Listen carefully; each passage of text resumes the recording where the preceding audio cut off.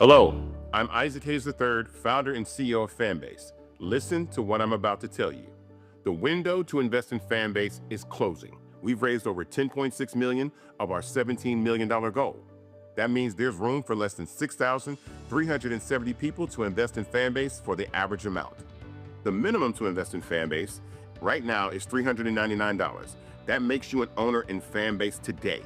Go to startengine.com/fanbase to invest. Why? Because current social apps have taken advantage of users for far too long, with content suppression, shadow banning, harmful racist content, and no real tools for monetization and equity. Fanbase has over 1.4 million users and counting, allowing anyone to reach all their following and monetize their content from day one. Social media is the new TV, and whoever owns the apps that distribute that content have the opportunity to own potential billion-dollar companies. While big platforms with uncertain futures are failing to serve their users, Fanbase is stepping up to fill the gap. Don't wait until it's too late. Invest now, invest for yourself and your future. Go to startengine.com/fanbase and own the next generation of social media.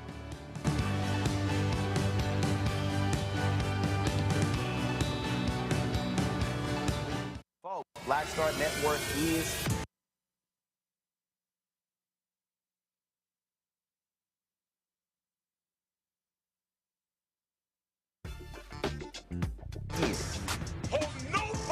I'm real revolutionary right now. Support this man, Black Media. He makes sure that our stories are told.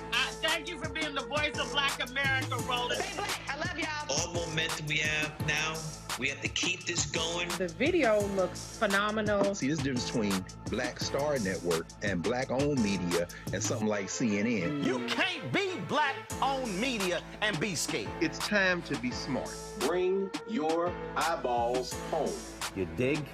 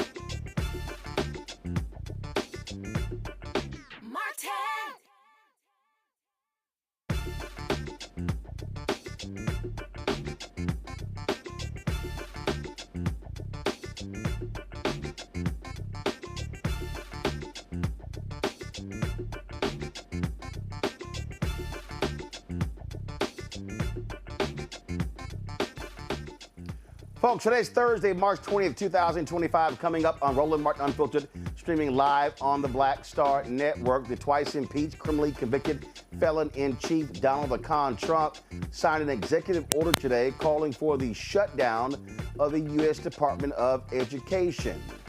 His signature doesn't mean much since abolishing a federal agency requires an act of Congress.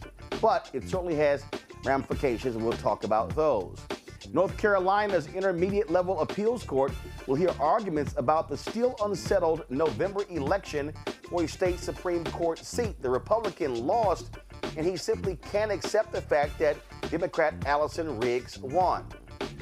Pollster Terrance Woodbury will be joining us talking about his strategy's latest data on what happened during the 2024 election when it came to black voters. Louisiana activist Gary Chambers will join us to talk about the proposed constitutional amendments regarding courts, taxes, juvenile treatments in the criminal justice system, and elections for judges appearing on the March 29th ballot. MAGA wants to really control things in Louisiana. Plus, another historic March Madness win for an HBCU, this time the Southern University women's basketball team, winning their first ever tournament game. Folks, it's a lot to break down, and it's time to bring the funk.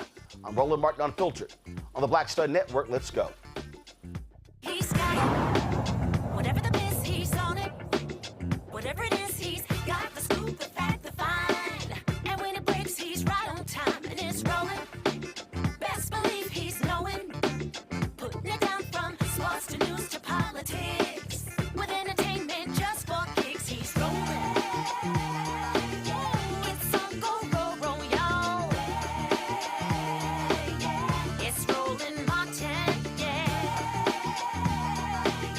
Rolling with Roland now. He's funk, he's fresh, he's real, the best, you know he's Roland Martin now.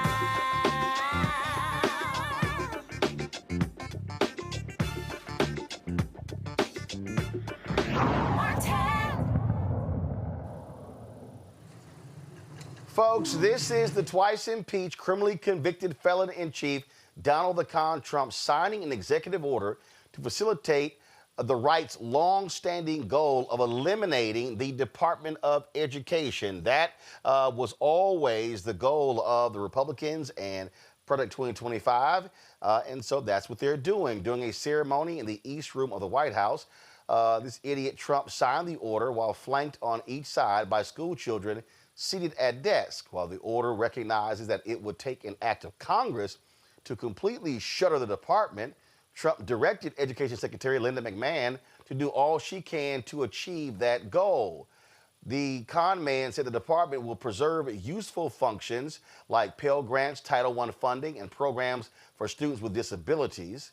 Do we have any audio of him talking? If y'all got anything, just go ahead and roll it. All right, so here's the deal. They're going to sit here, and what they're doing is, again, they want to completely gut the department. They've already laid off half of the employees. This is what they have always done and what they want to do. And again, this is what their goal has always been. My panel, Dr. Nola Haynes, she is Georgetown University School of Foreign Service out of D.C., political sis, social media, political activist out of Knightdale, North Carolina. Reese Colbert, host of the Reese Colbert Show, Sirius XM Radio out of Washington, D.C. Reese, I'll start with you. I mean, bottom line is this here. This is always what they wanted to achieve. They are blaming the Federal Department of Education for the problem with education. I'm here in Texas right now, and in fact, we're going to have also on the show, I got a chance to chat with State Representative Jolanda Jones, and we talked about a couple of things. We talked about the voucher scam bill here in Texas, and we also talked about the Texas Education Agency takeover of the Houston Independent School District. But here's the whole deal. 90% of the funding in America for schools is state and local. So this idea that the problem with education is all because of the Department of Education is right-wing fiction. Mm-hmm. Well, yeah, I mean, the right wing education system has created the problem with us having lower literacy scores, lower math scores compared to other industrialized nations. Look, this is about undoing the progress since Brown versus Board of Education. This is about creating separate and unequal. It is about creating a caste system, or not creating, but entrenching a caste system in which wealthier people get to send their school kids to better schools, in which underprivileged, and I use that in air quotes, underprivileged kids have no recourse for underinvestment in their areas, in their schools, where kids who have disabilities do not have any recourse in ensuring that they have equal access to education, whether that be learning disabilities or physical disabilities. And so this is about making it harder for the playing field to be leveled through education. It's also about eroding the middle class. It's about taking away investments like what Biden-Harris did by expanding public student loan forgiveness and other student loan forgiveness programs. And so this is a full-on assault on all of the mechanisms that have been put in place over decades to make education slightly more equitable in this country. The way to make more progress is not to undo the progress that's been made, but is to double down on it. And this is the exact opposite of that. Nola, people really need to understand, and again, all of these crazy, deranged people on the right, they literally have no clue. They don't even understand that the states that benefit the most from the Federal Department of Education are red states like Tennessee, South Carolina, Mississippi, Alabama, Arkansas. So they just want to just go ahead and cut their noses off to spite their face. Ooh, I am burning up about this issue. I knew it was coming. It's here. You know, as an educator, this is definitely something that my chats have been going off about all day. But I've been thinking a lot about this in that same context, Roland, but also in the context of politics. Last night I did a live and I had a question asked about what is a populist? What does populism mean? And what does it mean when people say that Donald Trump is a populist? Basically, at the end of the day, it benefits a populist, wannabe dictator, wannabe autocrat to have an uneducated permanent class. That benefits him. MSNBC did some interesting polling today around white voters. And to no one's shock, most of Trump supporters were white males who were uneducated. That shocks no one. And while more white women do not support Donald Trump, the ones that do have not received, at the very least, a four-year degree. So this is all part of the playbook. There's nothing new here. Donald Trump is not reinventing the wheel. And it's very easy to convince people that those coastal elites, those Northerners, and I can't tell you how many times I've been hearing that lately. I feel like I've been transported in some sort of time machine and we've gone backwards in time. Like people actually using terms like Yankees and Northerners. What? Where are we? But anyway, my point is they are genuinely convinced that education that we are the permanent enemy, and somehow that they are in on something, that they know something that we don't know, that they have the authentic information that we do not have. All part of a larger scheme. It's not a shock to no one, but it really is the populist autocratic dictator playbook. It benefits them to have a very undereducated base. And to Reese's points, absolutely, this is also about undoing everything that had anything to do with civil rights.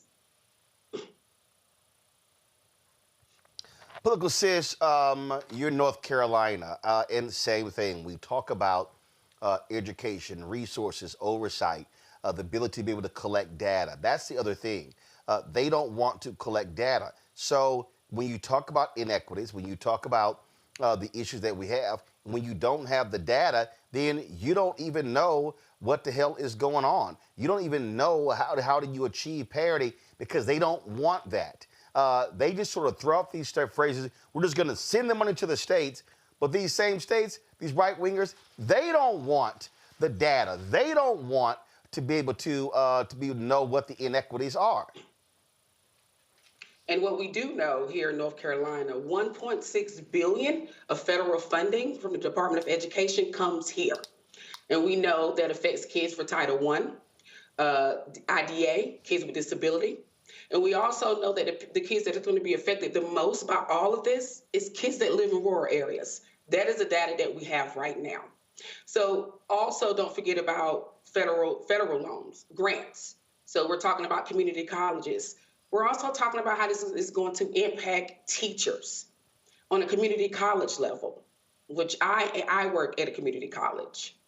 So I think I want to go back. I may be moving too far ahead, but when Chuck Schumer, what he did, this is why I say, with all due respect, let the motherfucker burn. That's how I look at it. Because we have said this is what's going to happen. It is going to impact us the most. But it seems like the only damn way that this country is going to pay attention is if this country falls a little.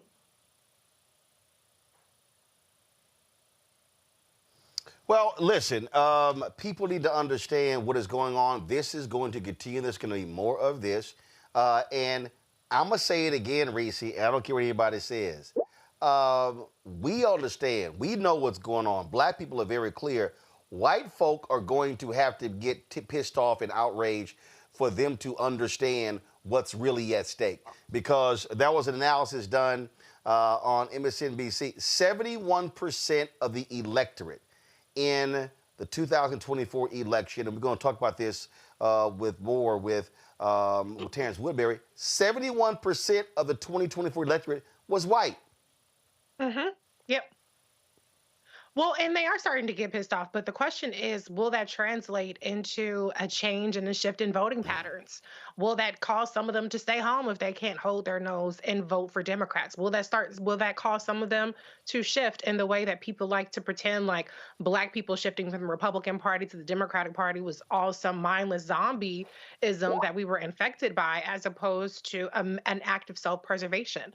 What the Republicans have shown, and I've said this many times, is that they are waging war on white people. Black people are the byproduct. We are the collateral damage of it. But this is really about redistributing wealth. It is about cutting off the ability to that ability to climb the ladder, the income ladder, the educational ladder, because it's more of them than there are of us. And this is going to impact states where we're not very well represented in. Black people ain't in but 6, 7, 18 places, okay? And we have a big ass country where there are not us in those spaces that are going to be harmed. As Political said, rural areas are going to be impacted. And yes, we know we have Black people in rural areas, but a lot of this country is rural and very, very white. The Appalachia is very, very white. And so when they realize that they have to stop selling our civil rights, meaning Black people and people of color civil rights and LGBTQ people civil rights, down the river so that they can feel like they have some more power and authority, when they realize that that bargain that they're making with the Republican Party is hurting them more than anything, maybe we'll see a change. And in the meantime, we got to buckle up and ride this as best as we can, like we always have. Political says you're seeing that in North Carolina. All these white folks who voted for Trump, what did he do when it came to additional hurricane relief? We're good. Same as in Georgia.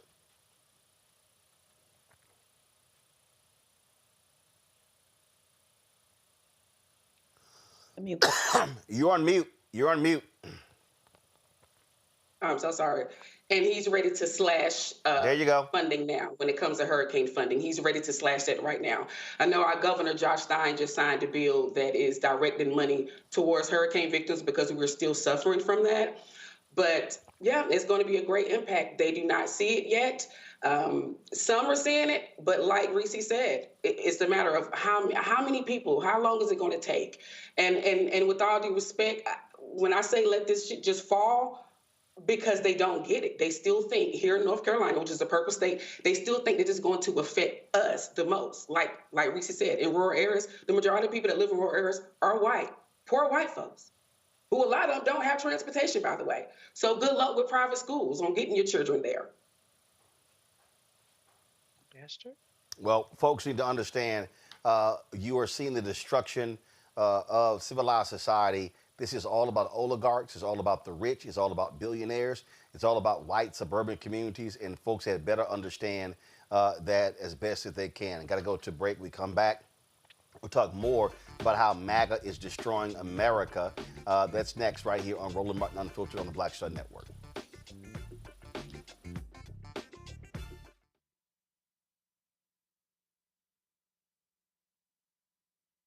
We begin tonight with the people who are really running the country right now. Now, Trump is often wrong and misleading about a lot of things, but especially about history. Donald Trump falling in line with President Elon Musk. In the wake of the unsettling news that MSNBC has canceled Joy Ann Reid's primetime show, The Readout, Roland Martin and the Black Star Network would like to extend an invitation to all of the fans of Joy Ann Reid's MSNBC show to join us every night to watch Roland Martin Unfiltered, streaming on the Black Star Network for news, discussion of the issues that matter to you, and the latest updates on the twice-impeached, criminally convicted felon-in-chief Donald Trump and his unprecedented assault on democracy, as well as co-president Elon Musk's takeover of the federal government. The Black Star Network stands with Joy Ann Reid and all folks who understand the power of black voices in media. We must come together and never forget that information is power. Be sure to watch Roland Martin Unfiltered weeknights, 6 p.m. Eastern at youtube.com/Roland S. Martin or download the Black Star Network app. This week on The Other Side of Change. We're digging into the immigration crisis that's happening here right now. It can impact each and every one of us. We're going to break down the topic of this constitutional crisis that is being led by the Trump administration and what you, as ordinary citizens, can do to speak up and speak out to fight back. This is The Other Side of Change, only on the Black Star Network.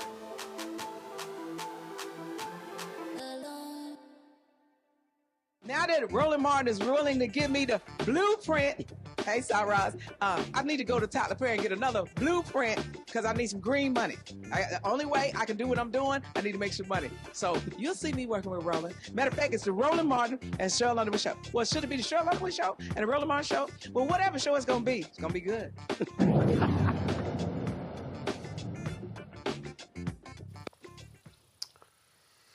So, folks, I'm here in Texas. Yesterday, I was in Austin, the state capitol, where there was a conversation on the floor regarding the issue of DEI. Now, let's be clear. When MAGA talks about DEI, we know it's a dog whistle. They mean black. The discussion is taking place nationally with the idiots in Washington, D.C., but you're seeing it happen on the state level, the county level, the city level as well. One of the truly dumbest individuals in the Texas State House is Brian Harrison. This white nationalist, his mission is to remove all diversity, equity, and inclusion funding across Texas agencies. It's being met by resistance from Democrats and some Republicans. So here's this fool, Harrison, explaining why he is leading the DEI budget slashing efforts in Texas. I am a liberty person. We have gotten far away from the principles and the values that made our state and our country great, of limited government, low taxes, low regulations, maximum individual freedom, free markets, private property rights. And here's what I can never, and I wish every elected Republican would remember this. As government expands, liberty shrinks. My name is Brian Harrison. I'm really proud to represent hundreds of thousands of Texans in the Texas House of Representatives, a position that I've held for about 3 years, ever since I returned home to my home state of native Texas, where I grew up, right on the heels of serving President Trump. I was in his administration for the first term. So when I came home to Texas and ran for office here and got elected, I was in absolute shock to learn that the state of Texas not only still has DEI, but that we are funding DEI programs to the tune of billions of dollars. You know, when I got elected, I was excited to lock arms with all these elected Republicans in Texas, because I believed every elected Republican in Texas was fighting as hard for freedom and liberty as those of us in the Trump administration were. And I was shocked to learn that while we have a reputation for freedom and liberty, in many ways, we're just coasting on that reputation. I said, I'm not going to sit here. I'm not going to be silent, and I'm going to cut this off at the source. And I think the best way to do that is to starve it by cutting off all the funds that are going to DEI, because my constituents, they're already overtaxed. Many of them are being taxed out of their homes, and the last thing they want their hard-earned tax money going to pay for is woke Marxist facially discriminatory DEI policies. I think it violates the plain language of Title VI and Title VII of the 1964 Civil Rights Act. And depending on how these various DEI policies are being implemented, it is absolutely clear that it is illegal to discriminate against people on the basis of their race or on the basis of their gender. And some of these programs that I have uncovering, including... I'm sorry, I couldn't listen to more of that bullshit. Now, this is the individual. Remember when we played the video of the sister who was the chair of the Texas Water Development Board? Remember we played that video? Well, remember when she broke down in tears because she was being defended by a black state rep? Brian Harrison was the asshole who was questioning her. So just understand what we're dealing with here. And you know, this is a moment, Nola, where I really need African Americans not to play this BS game that these people love. Because let's be real clear. With the impeccable credentials of Supreme Court Justice Ketanji Brown Jackson, they call her a DEI hire. You can be a black woman or a black man who's the CEO of a Fortune 500 company. They're going to call you a DEI hire. And so here's what we do. And I get it. The natural reflex for many of us is to defend ourselves by citing our credentials. I have this degree. I have this degree. And then what we do is we fall into the same trap of I went to Harvard. I went to Yale. These white races, it doesn't matter. You could literally sit there and say, I have 3 PhDs as a rocket scientist, and they're going to say, you're still a DEI hire. So we need to be fortifying black folk to, first of all, say with all of your chest, kiss my ass. I'm not about to start reciting my credentials to white racists who have no respect for the credentials, because they're going to say, oh, well, you got into college, you got a scholarship, you got these things. I told y'all the story of my sister. They were at a baseball game or a soccer game or something, and she mentioned her son got a scholarship to Seton Hall, and one of the white women went, well, my blonde-haired daughter likely is not going to get one of those. My sister said, well, guess what? At the welcome reception, it was a whole lot of other blonde-haired, blue-eyed kids who were there with their parents, so maybe your daughter needs to study harder. That's the kind of energy we have to fire back at these folks, because they don't care. They don't see white mediocrity. In their minds, I need everybody who's watching and listening to understand, in their minds, any job that a black person has, they believe that's their job. They believe that they were taken. Remember the white girl, Abigail Fisher, who sued the University of Texas? And then when they went to the Supreme Court, they discovered that, oh, black and Latinos didn't take your spot. It was other white kids who had less credentials than she did. And that's just how they think. So you're never going to get one of these white racists to go, oh, you know what? You're right. You are talented. You do have the credentials. And so we just need to fortify our people to not always go into that mode of, well, if I can show them and prove to them how smart I am with all my credentials. The white racists don't care. No, they don't. The credentialing game does not work. It absolutely does not work, because to your point, it's not about that. We can go, I was listening, I could only listen to him for so long before I muted him. But what was so interesting about what he was trying to sell the people in Texas is this idea of liberty and freedom. That is, when I talk about the playbook, there's nothing new in the playbook. There is a situation in history when Benjamin Franklin went to France trying to get them to fund our war against Britain, right? So we could so-called have our freedom. France repeatedly remind them, y'all have slaves though. So this idea of freedom and liberty has never applied to anybody here that looks like us. We have never been included in that, right? So freedom and liberty to them means to operate with without impunity. You know what I'm saying? And so for them, diversity, equity, and inclusion holds up a little tiny mirror, just a tiny bit, to show them that things have not been fair. And that is an uncomfortable notion for a lot of the MAGAs to sit with, right?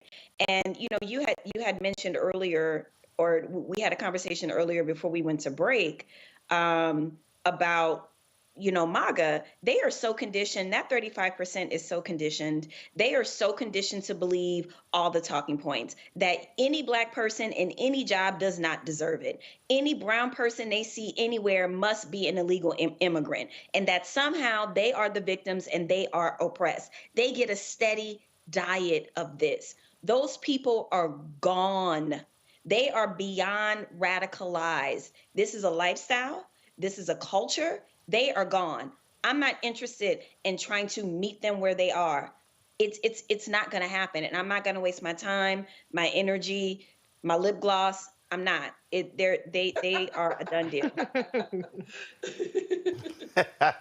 Political says, I referenced this NBC poll a little bit earlier, and they talked about where white voters stand, and the group that loves Donald Trump the most are white men with no college degrees. The second group that loves him are white women with no college degrees. Now, white men with college degree, it's like +1 or +2%, but the group that hates him the most is really white women with a college degree. When you talk about DEI, guess what? White men with no college degree, #1 who wants to get rid of it. White women with no college degree, #2. In a large number, white men with college degrees wants to get rid of it. What's the group the only group of white America that actually supports DEI? White women with college degrees. Because white women with college degrees have been the greatest beneficiary of affirmative action programs. But here's the thing that I find to be interesting, political sis, and maybe you, so we got an all-female panel here. Can y'all help me out? I don't see a lot of these white women defending diversity, equity, and inclusion. Do y'all? Well, let's keep in mind, it is a lot of... Oh, go ahead. I'm so sorry. Go ahead, Reese. Oh, no. It's you. You're up next. Okay. Political sis, go ahead. You have white women who... I think their focus is they just want to focus on their husbands, right? Forget about me, because like you said, it's the majority of white women who focus on keeping DEI, or white women with education, right? So, when you look at the people who came out and voted for Trump a lot was white women in rural areas. That's what we saw in North Carolina, right? And these women walk around here with no damn teeth in their mouth, oxygen tanks and shit, worrying about their husbands. And their husbands, by the way, are veterans, right? They're veterans who now they're finding out, guess what? Their asses benefited from DEI. So again, it goes right back to letting that damn ship sail. Go down. Reese, Reese, bottom line is this here. These attacks on DEI are about attacking the economic independence, if you will, and the economic infrastructure of Black America. That's what this is all about.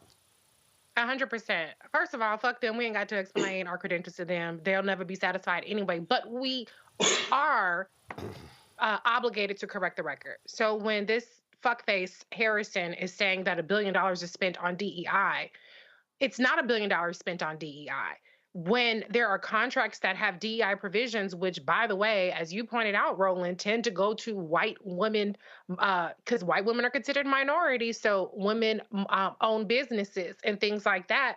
That is a provision, but the services rendered are not DEI services. If a white woman has an asphalt laying company, or a Latino business lays roofs, or a Black business is providing engineering services, those are not DEI services. Those are standard services provided by people who are not white men. So to your point, Roland, this is about attacking the leveling of the playing field. This is about the fact that these white folks do not believe that any of us should have anything. They really don't believe that each other should have anything. They just believe that they alone should have the resources. So it's not even about that they want white people to get ahead. They want to get ahead because when white people are given the opportunity to support their own brethren and sisterin with health care, expanding Medicaid being one of those things, with shoring up Social Security, with environmental protections, with higher minimum wage,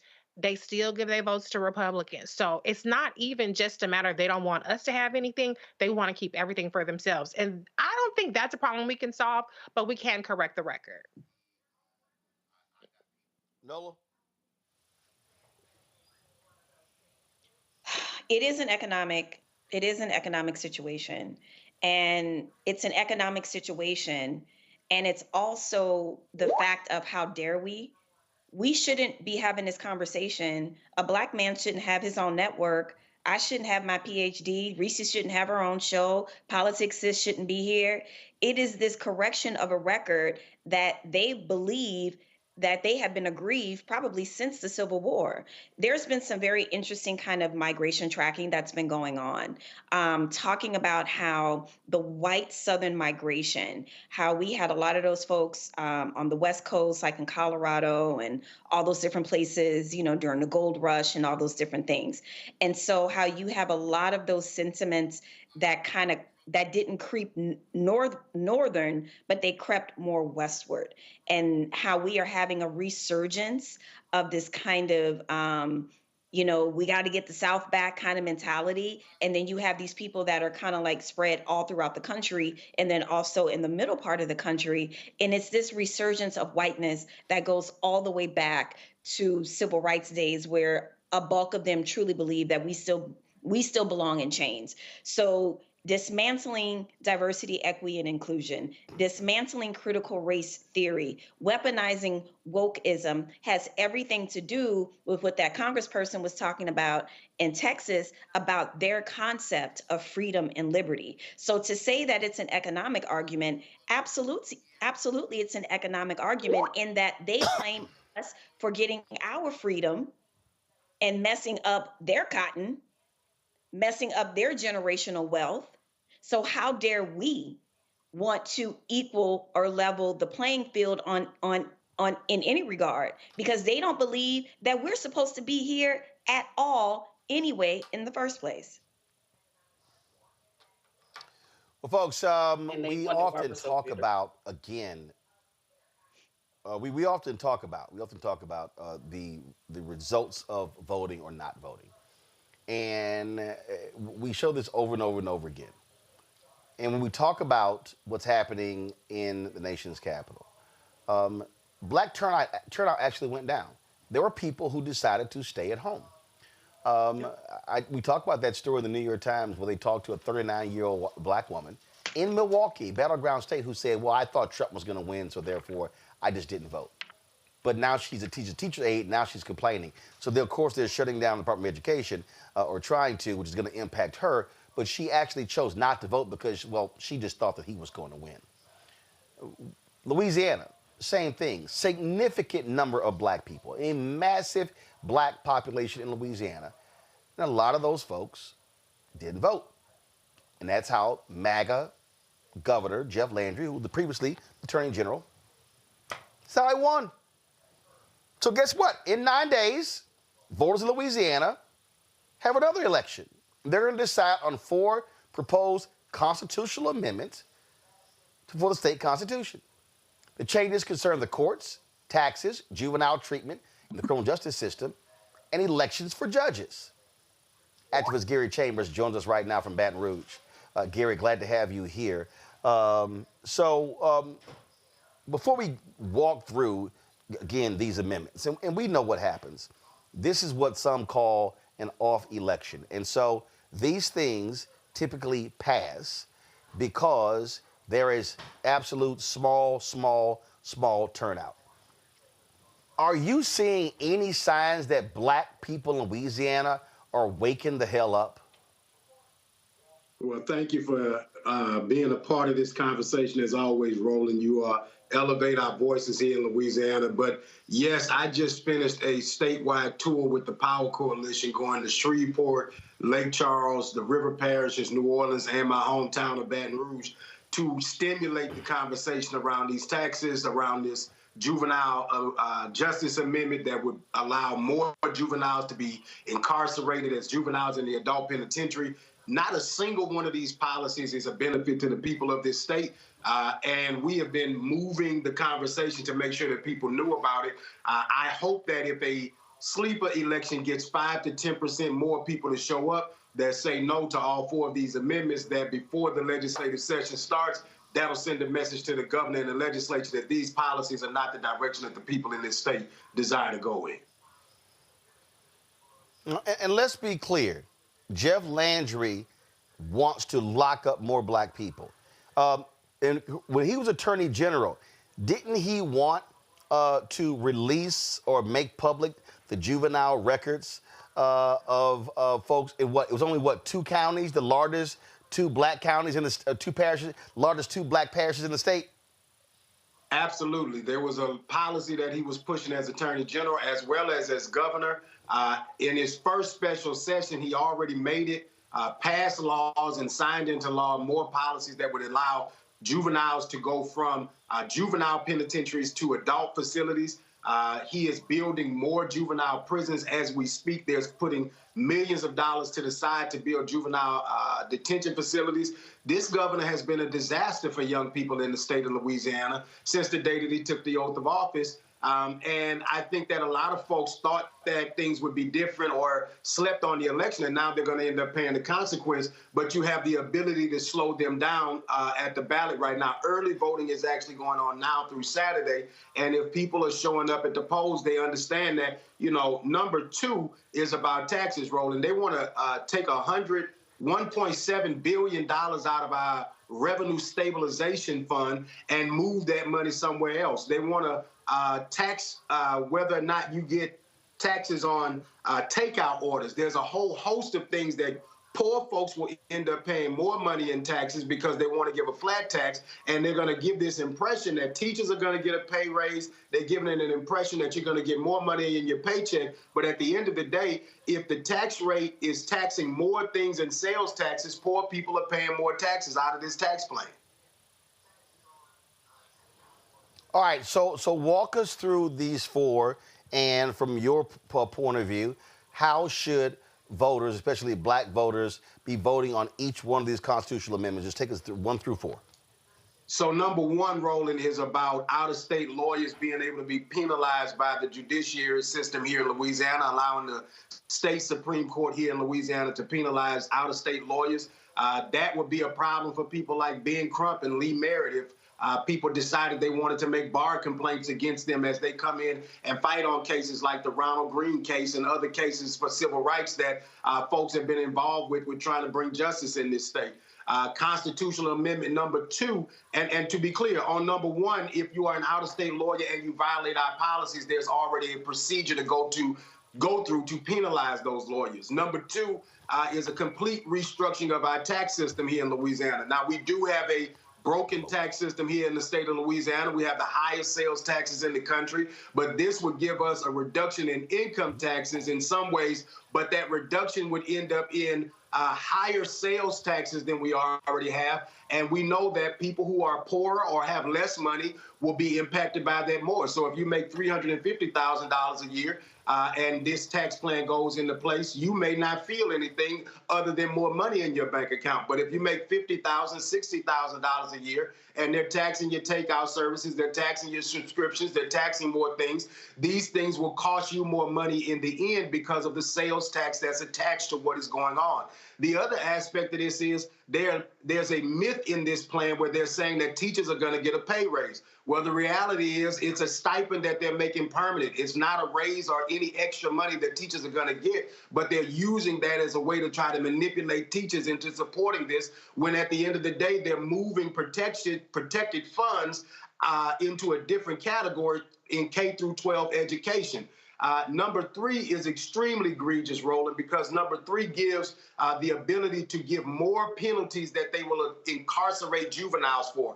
Now, if you're a juvenile and you commit murder, rape, or certain violent crimes, you already will be charged as an adult. This would take the Constitution and allow them to take those charges out of the Constitution. And so if a kid is at school, the kid happens to pick up his friend's cell phone, they say they stole a cell phone, the kid steals a cell phone, that kid could be then charged as an adult for a $500 theft in any situation, depending on the parish that you're in. And so looking at communities like where I'm from in Baton Rouge, you may have, in New Orleans, you may have somebody who's more progressive. But if you are in Ouachita Parish, if you are in Rapides Parish, if you are in Plaquemines Parish, Louisiana, those outcomes may be different for you when you encounter the judicial system, and those kids can end up in the Angola Penitentiary. And the 4th Constitutional Amendment gives the ability for races for judge to happen sooner if a vacancy happens on the judiciary. The reason that's a problem is a sleeper election just like this one would be able to elect judges when instead of putting them on the largest turnout election to come. So you got an election that just happened for a state senator here in Louisiana where 9.5% of the people in the district showed up to vote in that election. Another district where 14% of the people showed up to vote in that election. There are people in power who want these low turnout elections because they get to determine who wins those races. That is not good for democracy. It is not good for the judiciary. It is not good for justice or the people of Louisiana, Roland. Questions for my panel. Political Sis, you're first.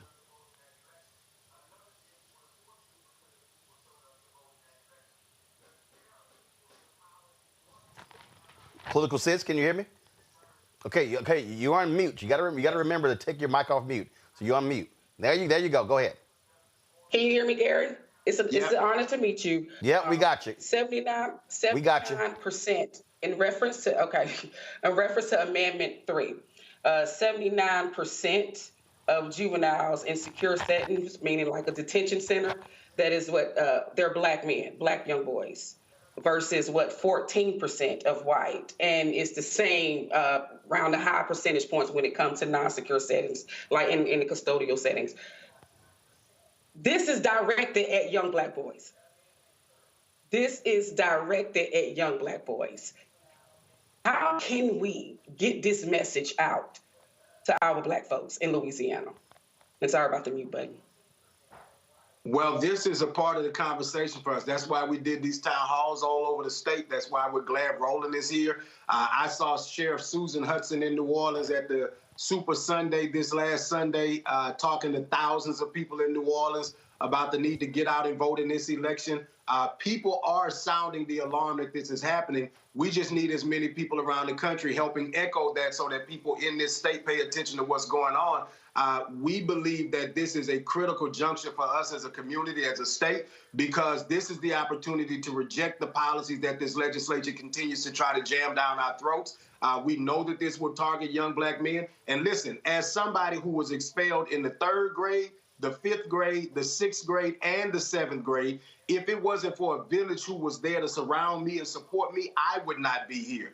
If these policies were in place in Louisiana when I was 12 years old, then I would have ended up deep in the justice system, and who knows where my life would have ended up. And so this is personal for me because I wasn't a good, rosy kid. I was one of the kids who got in trouble and got put out of school, who today is somebody better in my community because there was a village to love me. Thank you. Nola.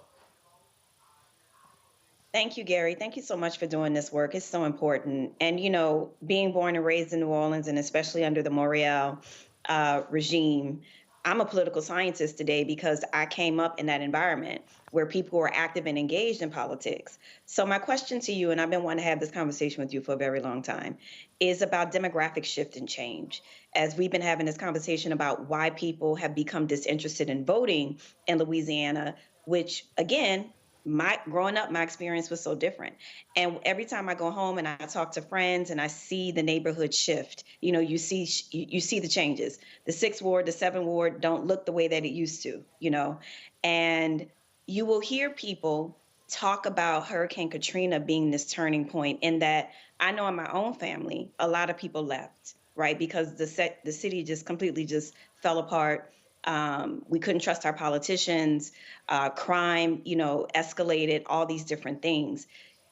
Is some of this what we are seeing, this kind of apathy regarding voting? Does it have something to do with demographic shift? Because I've really been trying to figure out, like, what was that major shift from the 80s to now?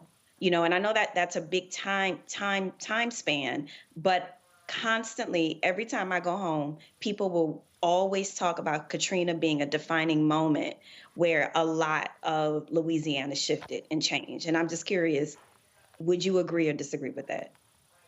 I think that is an interesting perspective. I definitely think that demographic shifts impact the culture of the vote at the time. It definitely impacts who's stimulating the conversation and how that moves.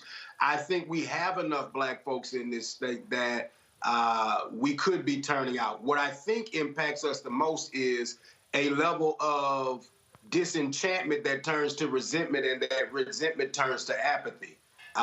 If my elected leaders continue to ignore the issues that are most important to me, the same way Chuck Schumer is ignoring the majority of his base right now, saying that they want to see a fighter, then the only way a voter can make a politician pay is not to support them, to support another candidate, or not to show up. If they feel like you aren't showing up for them in a meaningful way, then why should they show up to vote? And there's a lot of people who feel like government is not impacting my life in the ways that I would like to see it. So therefore, I am not going to participate in the process that is not benefiting me. Now, is that a perspective that is beneficial to us as a collective? No, because there's a whole host of things that government is doing that we need to be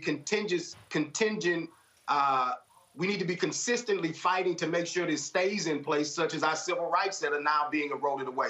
However, for young people who have no connectivity to a lot of these things, and for people who are disconnected from the process, civil rights are not the number one issue for them. Economic rights are. And we are not, as a collective, putting a grip on an economic policy for our community in a way that I think makes them bite the bullet and show up. Reese. Thank you. Gary, I appreciate the work that you do, and you're the name I always invoke when I talk about how we have the capacity to make the difference in these elections. Can you talk a little bit about the amendment around the judiciary and how this is part of a pattern we're seeing around Republicans to take away the self-governance, the ability to have a judiciary actions be influenced by electeds that people are electing locally, as opposed to statewide or appointed judiciary oversight, that this amendment would help, shift the balance of power away to. I'll give you an example. Here in Baton Rouge, Black Democrats in the last two election cycles became the majority of the judges in the 19th JDC, which is the local court system here in Baton Rouge. Well, if you have a judge that is removed or vacant for any reason, then you move the date of the election up. That helps the person with the most money win those races. What has helped Black judges in a lot of cases here in Baton Rouge is if all of the judges are on the ballot at the same time, they are all raising money at the same time. And even if you don't have the most money, you can be competitive because there's a bunch of other Black judges on the ballot. When you're the only Black judge and you're struggling to raise $50,000 to be competitive in a race where somebody else may have $150,000 at the drop of their hat, that means that that person is more competitive. It means that they get the majority on the local bench. And when they have the majority on the local bench, they determine the makeup of the court, what the court looks like, and how the court activates within your local community. That's the same makeup problem that other parishes that are majority Black would face in this situation. And these are methodical ways that conservatives use policy in order to tweak the balances of power in their favor by making sure that there are as few as people possible showing up in these local elections. All right, then. So, Gary, early voting is happening right now. When does it end? This Saturday is the last day to early vote, and then Election Day is March 29th. Well, black folks, this is where we must show up and show out. And this is real simple. You cannot complain about what Jeff Landry is doing and his MAGA attorney general and Republicans now have a supermajority if you don't vote. That's how there's a guaranteed way for them to have power, and that is if you actually do not show up and vote. So I really hope folk now recognize what sitting at home does. It does nothing but make our lives worse and miserable.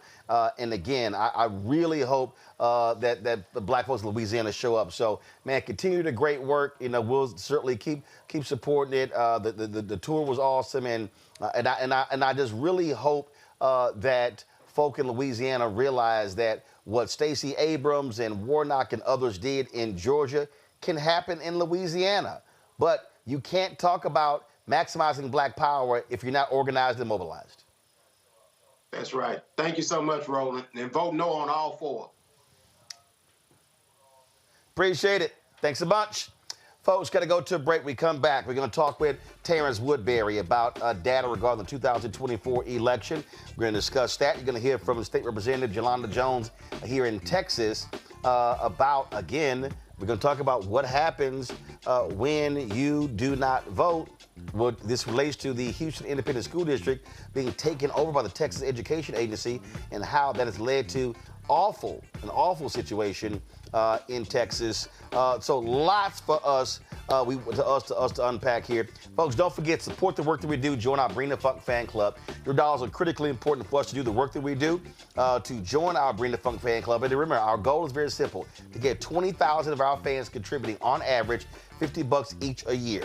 It's $4.19 a month, 13 cents a day. That $1 million is critical to fund the things that we do, the live broadcast we do on the road, our staff, all of our functions, plus not just my show, but the 4 other shows that we have on the Black Star Network. And our goal is to add 2 to 3 more shows, to add staff writers. We want to turn blackstarnetwork.com into a news portal. But all of that takes dollars. You don't have these ad agencies, Publicis, IPG, Group M, Horizon. They aren't sending dollars our way. And so we have to make this happen. We've had tremendous growth, starting with 157,000 YouTube subscribers on September 4, 2018. Today, 1.76 million, on our way to 2 million.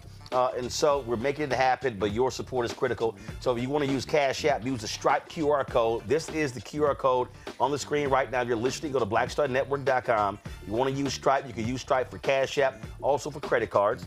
Check and money orders, P.O. Box 57196, Washington, D.C., 20037-0196. PayPal, R. Martin Unfiltered. Venmo is RM Unfiltered. Zelle, Roland at RolandSMartin.com, Roland at RolandMartinUnfiltered.com. And a bunch of y'all have been telling me you've been getting your shirts and your sweatshirts. So y'all do me a favor, post on social media or send me an email, and then we'll show folks, we'll put it on the air. People rocking their Roland Martin Unfiltered swag. If y'all want to get your swag, go to rolandmartin.creator-spring.com. Get your FAFO 2025 shirt. Get your Don't Blame Me, I Voted for the Black Woman shirt. All of that, rolandmartin.creator-spring.com, or just go to blackstarnetwork.com. Back in a moment.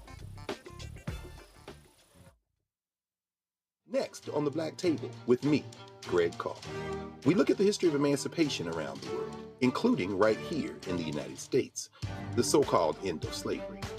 Trust me, it's a history lesson that bears no resemblance to what you learned in school. Professor Chris Manjapra, author, scholar, amazing teacher, joins us to talk about his latest book, Black Ghost of Empire, The Death of Slavery and the Failure of Emancipation. He explains why the end of slavery was no end at all, but instead a collection of laws and policies designed to preserve the status quo of racial oppression. The real problem is that the problems that slavery invented have continued over time. And what reparations are really about is saying, how do we really transform society, right? And stop racial violence, which is so endemic. What we need to do about it on the next installment of The Black Table right here on the Black Star Network. This week on the other side of change. We're digging into the immigration crisis that's happening here right now. That can impact each and every one of us. We're going to break down the topic of this constitutional crisis that is being led by the Trump administration and what you, as ordinary citizens, can do to speak up and speak out to fight back. This is The Other Side of Change, only on the Black Star Network.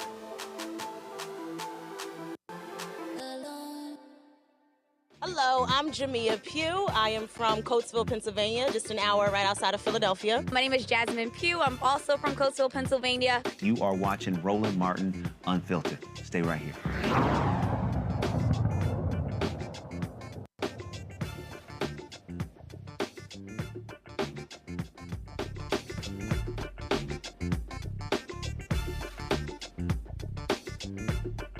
Folks, we talk about elections.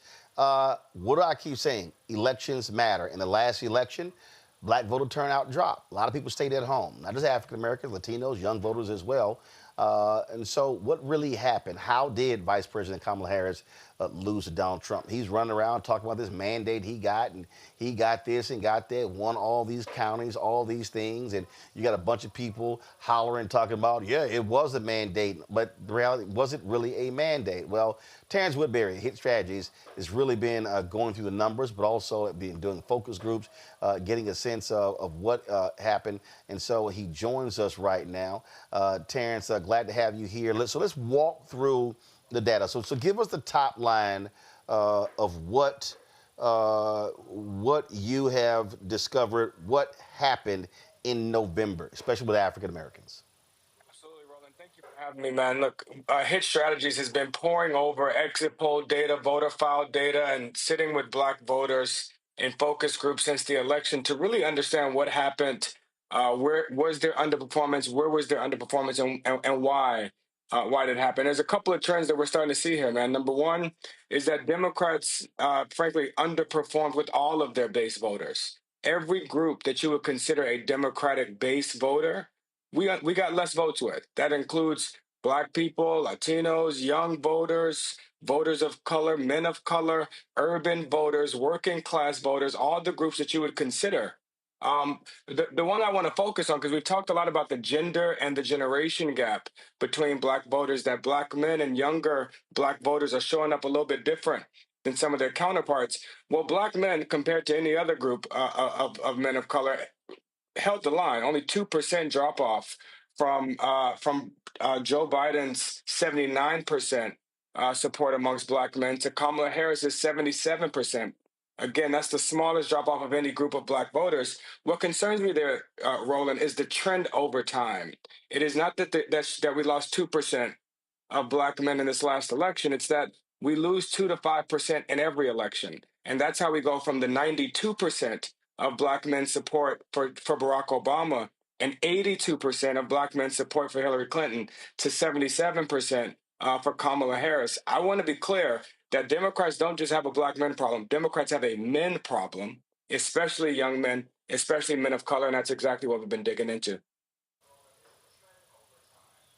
So what's the reason behind that problem?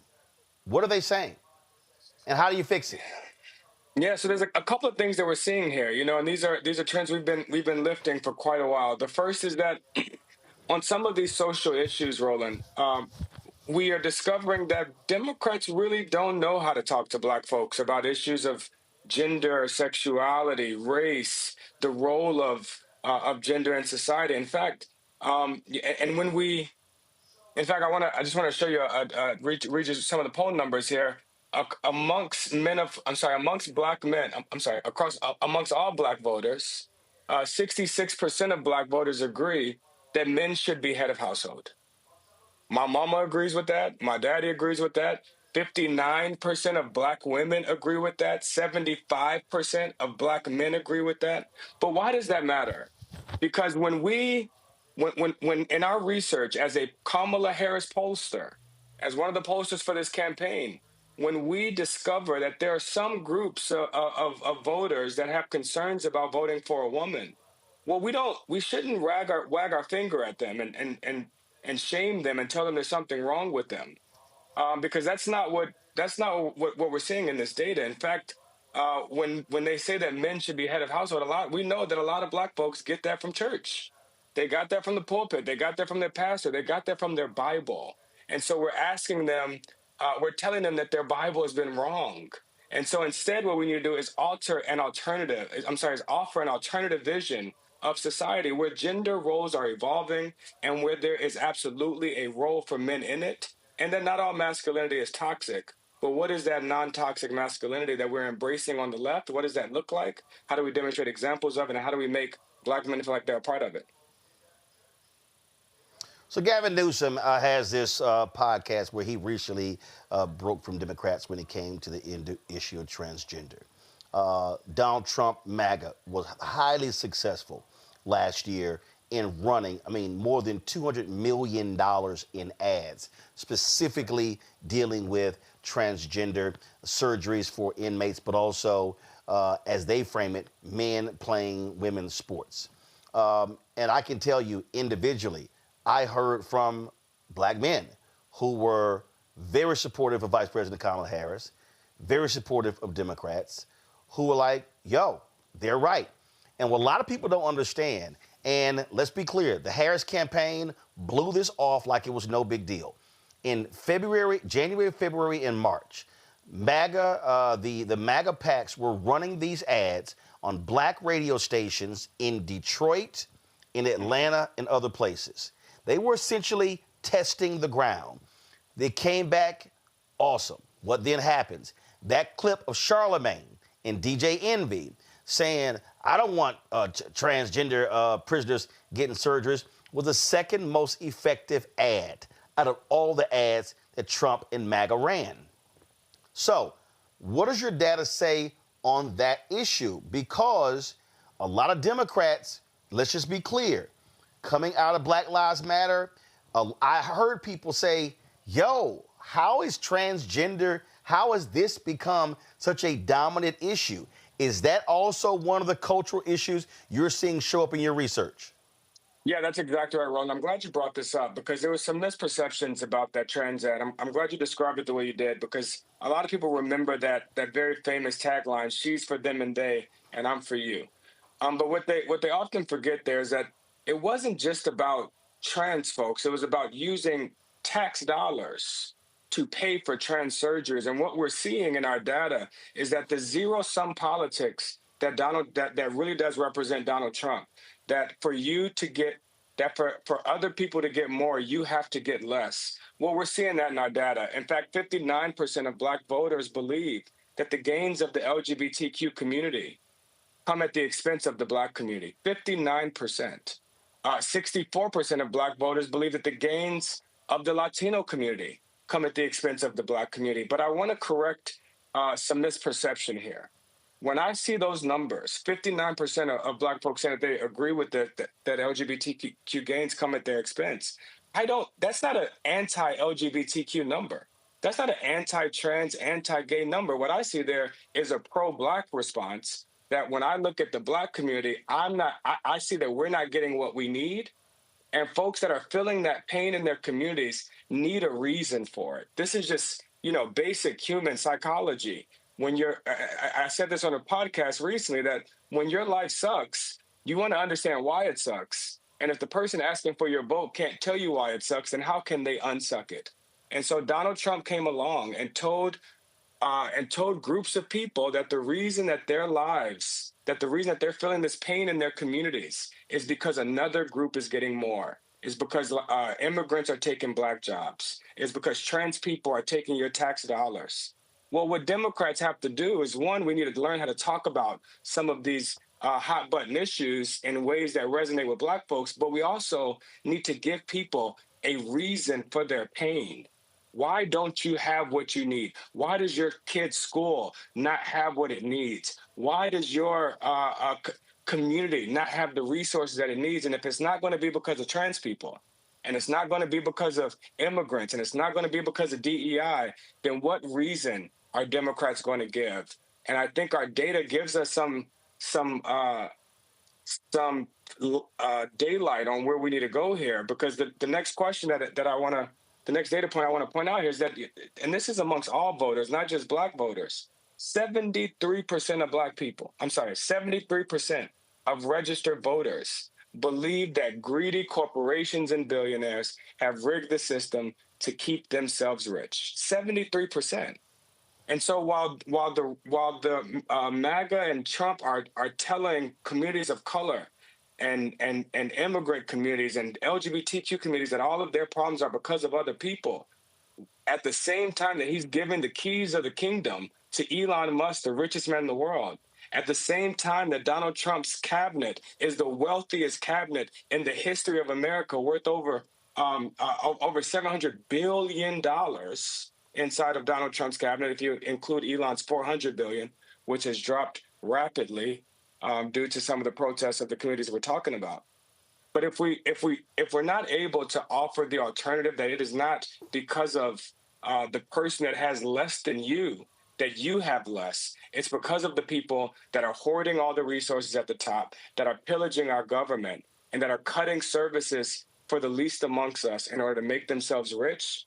I could tell from the data, Roland, that not only black folks, but Americans will believe that, and we can begin to mobilize the multiracial coalition that is being splintered by these zero-sum politics.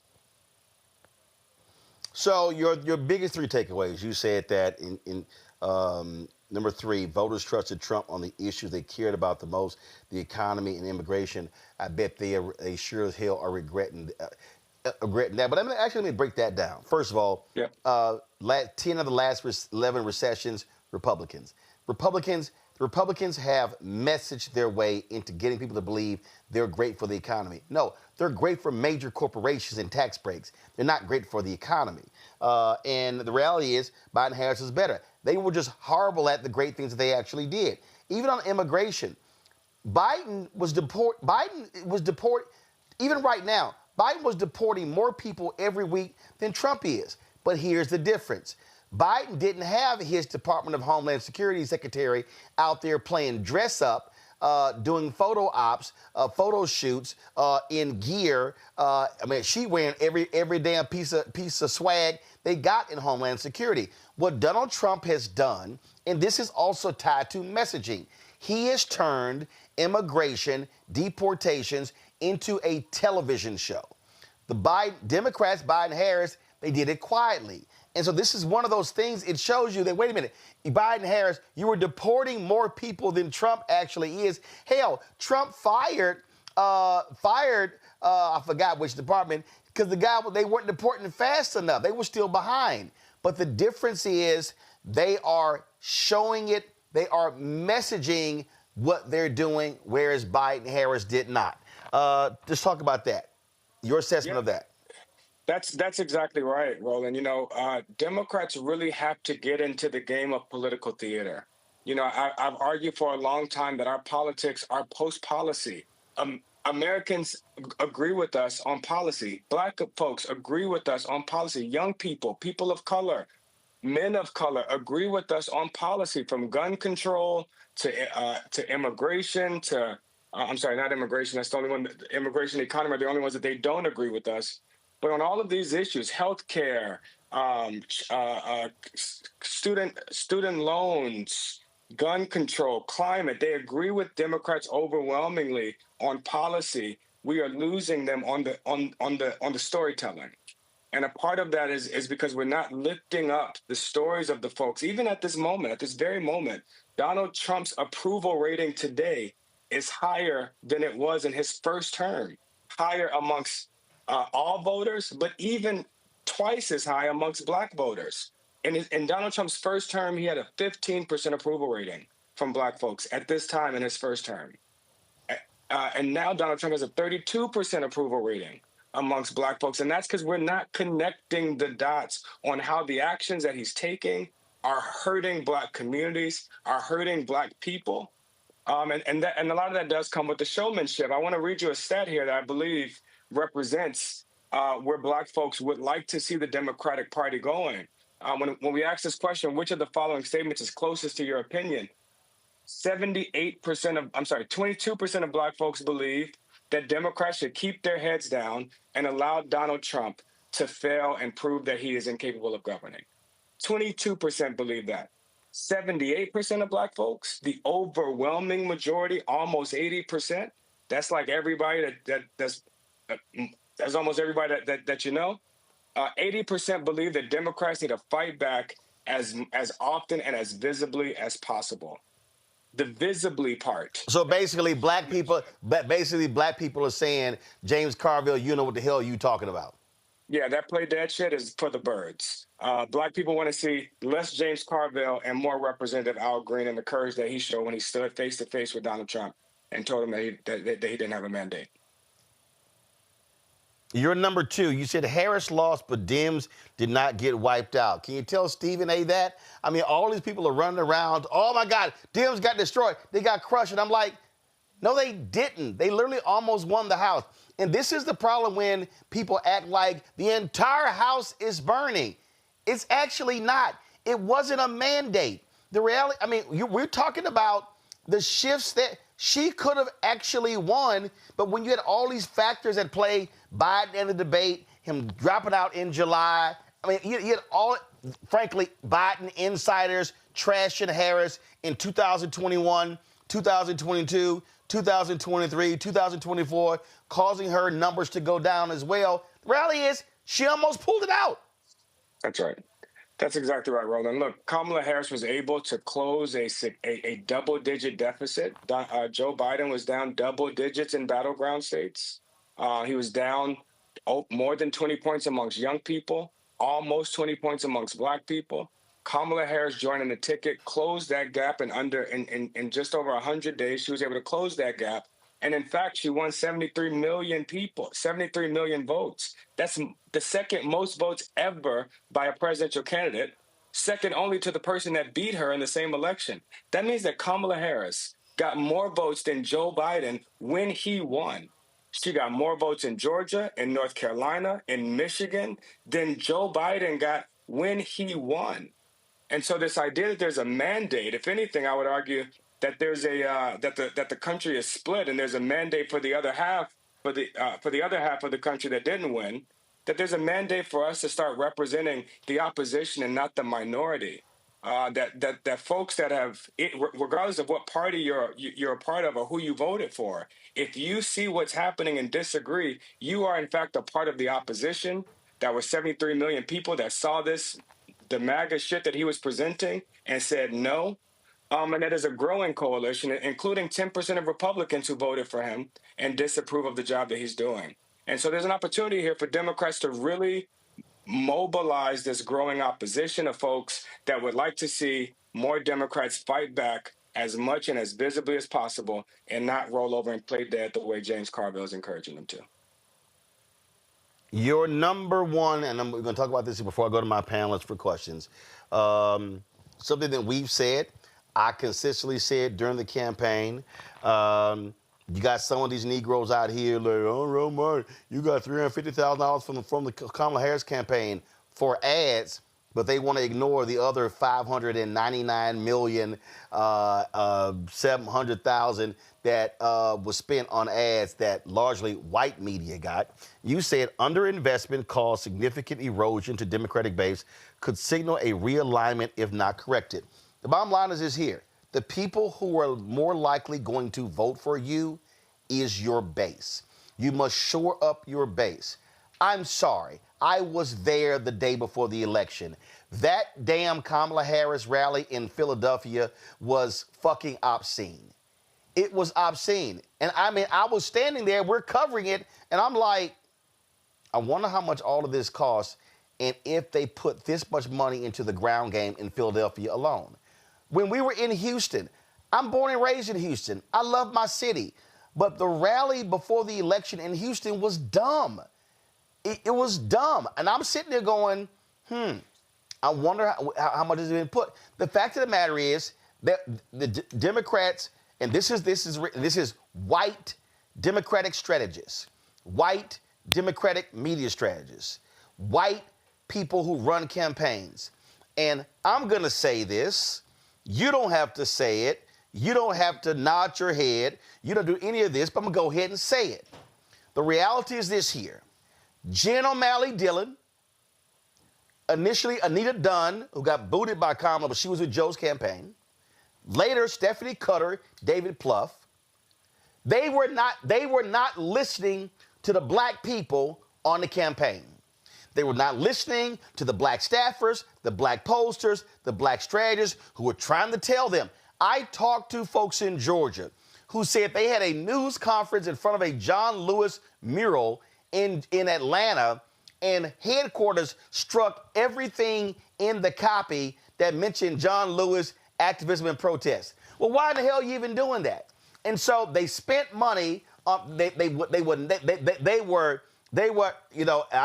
were yes, this is an appropriate word. They were niggardly with the money for black radio, black newspaper, because their whole deal was, oh, we got them. No, you didn't have them, okay? They made people like me jump through hoops to even get interviews, and this is why they keep losing. They are running a 1984 black strategy in 2025. You cannot show up at the NAACP Freedom Fund dinner. You cannot just drop in to some black churches in October and win. You have to be spending money in the year. If it's a November election, you got to be spending 12 months out. And you got to be educating, enlightening, informing. That's what you got to do. And that's literally what you're saying in number one. I mean, look, Roland, I'll go as far as to say we got to start spending right now. This is a part of the narrative that we are combating, and this is why what you're doing is so important, is that the right doesn't stop campaigning. Donald Trump is running, they are running Donald Trump ads on this program today. Right now, they are running Donald Trump ads today. I just saw, what was it, Texas Steel or something. And so, look, they are never going, they will continue communicating with our audience. The only reason Republicans have seen the increase that they have seen amongst black youth and amongst black men, the only reason, it's not because they changed their policies. It's not because they changed their message. They're not saying something different to black folks than they've been saying. The only reason they have doubled their support amongst young black voters and amongst black men is because they are spending money trying, and they didn't used to. And that is not unique to Donald Trump. That is up and down the ballot. We see candidates like Tom Tillis and Perdue and the Republican in Pennsylvania. I just forgot his name. But they've all increased their support amongst young black voters and amongst black men. And so, look, when you have a group of voters who have been, it's like a voter told me in a focus group, my hood ain't getting no better. Young black man told me in Pennsylvania, my hood ain't getting no better under Obama. It ain't getting no worse under Trump. So what have Kamala and Biden got to do with me? For voters like that, what we call it, hit rightfully cynical voters, those closest to the pain, that don't often feel our interventions, those voters actually don't like either party. They don't like Trump or Biden. They don't like Democrats or Republicans. And so what they are going with is the candidate that is offering to blow all of this shit up. This is why, Roland, we have seen this voter that confuses the hell out of Washington, and that's the Bernie Trump voters that voted for Bernie Sanders and are now voting for Donald Trump. Well, that's because they're voting for disruption. They want to break a system that has failed them, and Democrats spend too much time defending it. Questions from panel. Reese, you're first. Terrance, it's always good to be with you. So much of what you said, I have been warning people about. But help me reconcile this, because, your data talks about the issues that are most important to Black people. And the discussion you and Roland had was around cultural issues, things that Democrats themselves did not focus on. I didn't see Kamala Harris run pro-trans ads, pro-LGBTQ ads. I saw her running ads around her economic policy, around her being tough on immigration and things like that. And so how much of it over the arc of your research during the campaign and after are perceptions driven by the Republicans really owning the narrative on what Democrats are talking about, as opposed to Democrats owning the narrative on what their policies are and what their emphasis is on? That's exactly right. Look, but before you answer that, Terrance, before you answer that, I'm going to throw in one more thing. She wasn't running those ads, but what the campaign failed to do, they actually failed to respond. The campaign literally said, they literally said, Quentin Folks, the number two, that they believed that the transgender commercials were having no impact.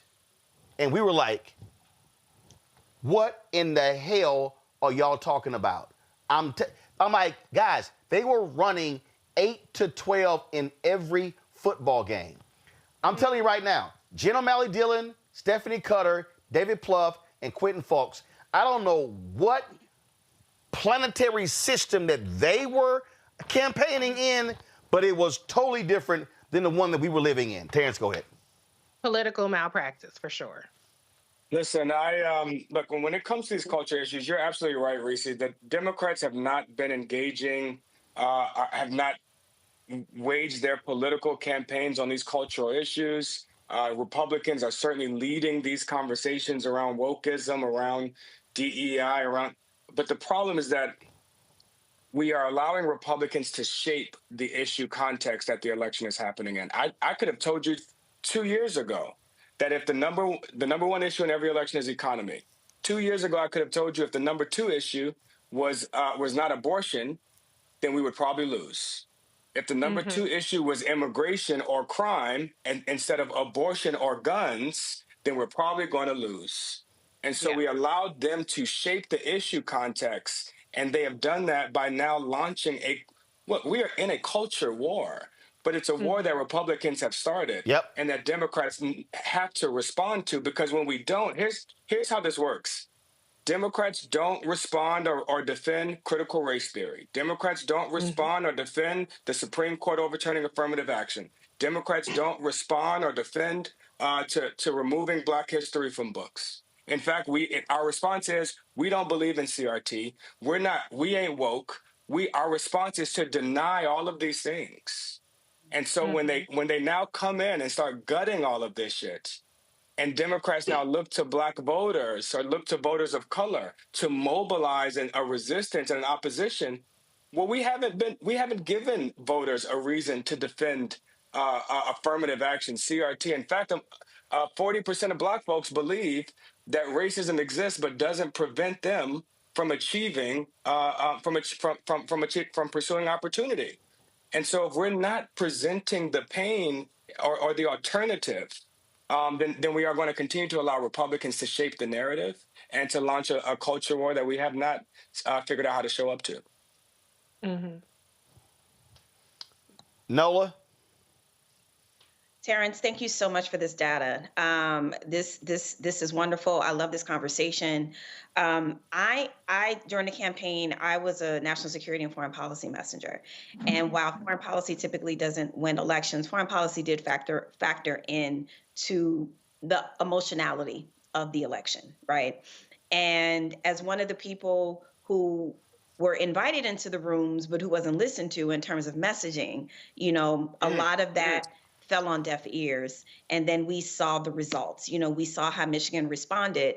And so my question is, as we're seeing all of these different things happen, as we're seeing the way that Trump is blustering, that bullish kind of posture towards Mexico, towards Canada, towards Panama, towards Greenland, while the traditional thinking is, and some of the data would support, that foreign policy does not win elections, it does impact elections.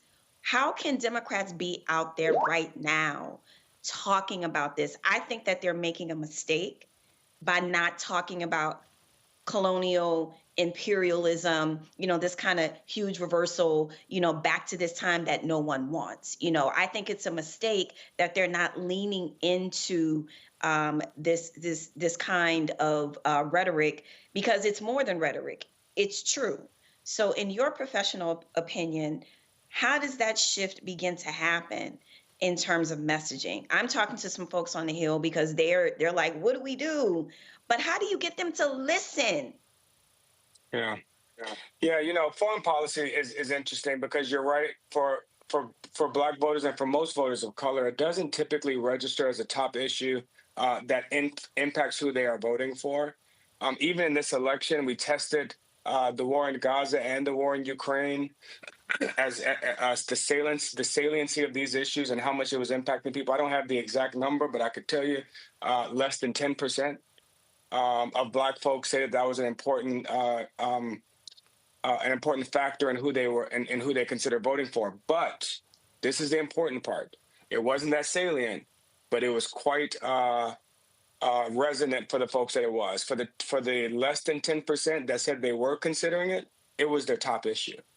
Mm-hmm. Right. And so for those young folks and those voters of color and those folks in Michigan, while they didn't represent a large part of the constituency, it was the most important thing to them. And many of them felt like they didn't get the response that they needed from the Democratic Party. I do think that there's an opportunity here as he continues to strip and rip foreign aid from around the world. I remember shithole countries coming up in a lot of focus groups in his last administration. When he said that about countries in Africa, focus groups were repeating that back to me. Well, unfortunately, I haven't heard anybody bringing up the fact that Elon Musk is in South Africa trying to return back to apartheid, and that Donald Trump is offering white Afrikaners to be refugees in America, that we are withholding funding from countries across Africa. And frankly, that a lot of that funding, while it does benefit those countries and they need that aid, it is also to keep us safe. Look, guys, measles and AIDS and pandemic, these things don't have country borders. This is why we fight these pandemics around the world, because it's the only way to keep them out of America. Mm-hmm. It's to fight them there before they get here. And so we have not, Democrats have a lot to respond to right now. This is a part of the muzzle velocity of the Republican strategy, of the MAGA strategy. But a part of what we have to figure out how to respond to all of these things. We can't allow any of these attacks that hurt our communities or frankly hurt our diaspora, because again, while it may be less than 10% that are prioritizing the diaspora, the folks that do prioritize it as their number one issue. And so we got to find a way to respond to it and to mobilize the folks that do care to actually join this opposition. Thank you. Political Sis, your question. Hey, Terrance, how are you? I'm here in North Carolina. What I do know is that USAID affects farmers here in this state. What I do know is that USAID affects education on a college level when it comes to grants. And what I do know is that in the triangle, people are losing their jobs right now because of USAID. And what I also know is that Tom Tillis is going to be funded like an ass when it comes to his reelection in 2026 by Elon Musk.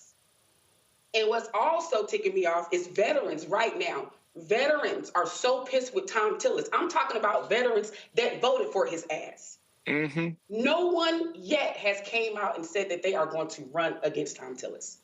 No one yet has done that. And everyone, I think, is waiting to see what our former governor, Roy Cooper, is going to do. We do not have my Congresswoman, Deborah Ross. Her little prissy ass is not nowhere near to be found. She's on TikTok or X. She's nowhere near to be found. And right now, even on a local level, our local politicians, right, our state politicians, they are nowhere to be found. They are not showing up at these town hall meetings. They are not going in these rural areas that's going to be affected the most by cuts or getting rid of the Department of Education. So I'm with you on that. I'm looking for shit that I know. What I see at USAID, okay, let me grab what's going to affect my people, right? That's right. What I'm going to look at when it comes to USAID, the Department of Education. Let me say, well, shit, wait a minute now. We're talking about Title I. We know it's going to affect low income. Right. We're talking Head Start. We know this shit, right? How can we get them out to understand? I'm not talking about the voters, right? We're trying to rile up the voters, right? We're trying to get them going. How do we get these politicians? I'm just a country girl here from North Carolina. Don't nobody listen to me, right? So what do we do, Terrance? What can I do? Yeah. Well, listen, I believe that the South got next. Hit Strategies is advancing a New South, a Blue South project. I believe that blue wall in the Midwest, we've seen how shaky it is, how non-durable that blue wall in the Midwest is. But I do believe there's an opportunity to build a much more durable black-ass wall across the South. You just had Gary Chambers on. You just had Gary Chambers on here, who's been raving the flag on this. Places like Louisiana, Mississippi, the South are not red states; they're just oppressed states. That's right. And North Carolina, South Carolina. It is no coincidence that in the South that the South is where the blackest states in America are, and it's in the same exact states. You can almost track the correlation directly. The blacker the state is, the lower the black turnout is. Yeah, it's almost a direct correlation. That is absolutely crazy. And here's the deal. Here's the deal, Terrance, that we have to understand. And when you talked about that blue wall, 2030, the numbers are going to be changing. California, New York State, Wisconsin, blue states are going to be losing congressional seats. They're going to be shifting those to red states, which means Democrats are going to have a consistent strategy to win Georgia and or North Carolina, and they're going to have to make Florida. They got to figure out what to do. Florida has to come back purple. The numbers are shifting. It's going to make it harder because to get to 270, if blue states lose anywhere from 6 to 10 electoral college votes. That's right. That's right. But the good news is, while the geographic patterns don't favor Democrats, the demographic patterns do. What do I mean by that? The places that this growth is happening might not benefit us, but the people that are causing this growth should be benefiting us. This growth is being caused by people of color and by young people. I don't know about Florida. I still got PTSD from my Andrew Gillum days in Florida, but I do know I do know places like Mississippi. Mississippi, the blackest state in all of America, where Democrats just lost in 2023 in an off year with a black candidate running for governor. We lost by 2 points. In Mississippi, we lost by less than we lost in Michigan. And so there's an opportunity to build this black wall across the South. But to Roland's point, those are not just strategic decisions. Those are economic decisions. Because to build a black-ass wall in the South means you're going to have to empower a bunch of black organizations and black media and black operatives in order to go get those black voters that feel like politics don't got nothing to do with them. The same way Stacey Abrams did in Georgia. Yep. Indeed. Terrance Woodbury, we appreciate it, my brother. Thank you, Terrance. We appreciate it. Thanks a lot. Thank you, guys. Thank you. All right. Thanks a bunch. Folks, got to go to break. We come back. Man, why is this white Republican in North Carolina? That man just cannot accept that he lost. We'll tell you about that coming up next. You're watching Roland Martin Unfiltered on the Black Star Network. Support the work that we do. Listen, the conversation we just had there, y'all, you are not going to get that conversation on ABC, NBC, CBS, MSNBC, CNN, Fox News. Ain't going to happen. But you're not going to get it anywhere else in black-owned media. Listen, I got love for black-owned media. Essence and Ebony and Blavity, Rolling Out and all them folk. But ain't nobody doing what we do every single day right here on Roland Martin Unfiltered on the Black Star Network. Nobody else has a 2-hour daily show bringing you these top-notch guests, having in-depth conversations. Then you talk about our Black Star Network shows, the new show with Bria Baker and Jamia Burley. Then, of course, you have Greg Carr. You have Reverend Dr. Jackie Hood Martins.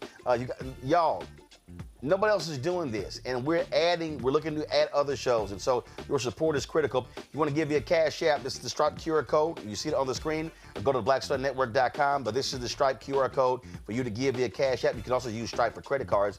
So you're checking money order to P.O. Box 57196, Washington, D.C., 20037-0196. I got more than 500 envelopes the other day. I opened about 400 of those. I got about 100 left, so I do those when I get back home on the weekend. Also, PayPal, R. Martin Unfiltered, Venmo, RM Unfiltered, Zelle, Roland@RolandSMartin.com, Roland@RolandMartinUnfiltered.com. And real quick, if y'all give via PayPal, understand our parent company is New Vision Media. So when y'all give, y'all been calling, y'all been leaving voicemails and emails. You freaking out. Oh my God, is this Roland Martin? Yes, it is, y'all. Roland Martin Unfiltered is the show. Okay, Black Star Network is the network. The parent media company is New Vision Media. So don't get freaked out when you see that. That is our show. That's it. I'll be right back. This week on the other side of change. Let's talk. Vote blue no matter who. We need political imagination more than ever, and unfortunately, some people on the Democratic side really are discouraging that. We're going to dig into all of it. The Democratic Party needs to remember who they are and who they are responsible to. This is On the Other Side of Change, only on the Black Star Network. Next on the Black Table with me, Greg Carr. We look at the history of emancipation around the world, including right here in the United States, the so-called end of slavery. Trust me, it's a history lesson that bears no resemblance to what you learned in school. Professor Chris Manjapra, author, scholar, amazing teacher, joins us to talk about his latest book, Black Ghost of Empire, The Death of Slavery and the Failure of Emancipation. He explains why the end of slavery was no end at all, but instead a collection of laws and policies designed to preserve the status quo of racial oppression. The real problem is that the problems that slavery invented have continued over time. And what reparations are really about is saying, how do we really transform society, right? And stop racial violence, which is so endemic. What we need to do about it on the next installment of The Black Table, right here on the Black Star Network. How you doing? My name is Mark Carey, and you're watching Roland Martin Unfiltered. Deep into it, like pasteurized milk without the 2%. We getting deep. You want to turn that shit off? We're doing an interview, motherfucker.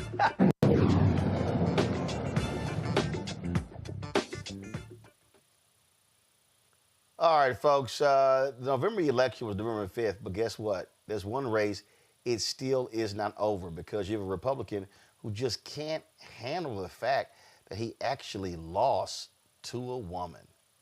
Yeah. Democratic incumbent Allison Riggs. She narrowly won her Supreme Court race by 734 votes. Her Republican opponent, Court of Appeals Judge Jefferson Griffin, has constantly challenged more than 65,000 ballots cast in the race, arguing the State Board of Elections improperly allowed these voters to participate. Y'all, the Court of Appeals will now hear the case on Friday and has drawn national criticism from those who argue it could set a precedent for challenging election results across the country. Griffin did not act alone. The North Carolina Republican Party has supported his efforts and has joined him as a plaintiff in the case. Many of Griffin's arguments for disqualifying voters closely resembles the North Carolina GOP's pre-election lawsuit that aimed to purge voters from the state's rolls. Now, here's the deal. The State Board of Elections has already said, sorry, dude, there's nothing here. And so he is desperate for a court to somehow agree with him. Political system, I'm going to start with you. Here's the deal. If Allison Riggs is named the winner, Democrats have a 5-2. They're down. They have 2 seats on the Supreme Court. Republicans have 5. Next year, Justice Anita Earl is the only African American on the court. She is up. But here's the piece. 2028, 3 of those Republican seats are on the ballot in 2028. Democrats could flip that race, could flip the Supreme Court by winning those 3 seats. That's why Republicans are desperately trying to go from a 5-2 majority to a 6-1, because they do not want Democrats to have any shot at regaining control of the North Carolina Supreme Court. And I'm going to throw in there, and the reason being, because Republicans had a 10-3 majority on the congressional seats because of political gerrymandering. When the Democrats took control, they changed that, and it was 7-7. Those are the 4 seats. You go back to 7-7 in North Carolina, 7 Democrats, 7 Republicans. That means in Congress, Democrats would control the House by 1 seat.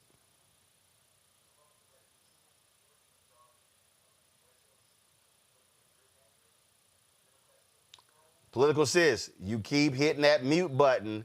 I don't know why you keep hitting the mute button, baby. We can't hear you. You can hear me now. I'm off. So over 500 million people. Now we can hear you. You about worse as Nola hitting that mute button. Can I finish? You being a lot nicer tonight, though. Can I finish? Can I get going, please? Because I'm trying to get going here. Nola, you knew I was going to mention you, Nola. You knew I was going to mention you. All right, political sis, go ahead. Go. Leave Nola alone. So over 5 million votes here. The counts, she won twice by 734 votes. He is trying to say that, well, it shouldn't be because of voter ID. People didn't use their voter IDs. Well, here in North Carolina, there's a form that you have to fill out if you don't have your license or ID. And after you fill that form out, of course, you have to swear. With the Board of Education, they look over those forms and make sure that they are legit. And that is what they did. So he's challenging over 65,000 votes only in heavy Democratic areas, okay? Heavy Democratic areas, overseas military ballots. He's also challenging, one vote that was challenged was the young lady from the Black Hawk incident, helicopter, the one that's dead, challenging her vote. He's also challenging Allison Riggs' parents' vote. So if this man wins, then North Carolina will not be the only state to do something like this. But we also need to keep in mind that he sits on the appellate courts, right? And this is where it's at right now.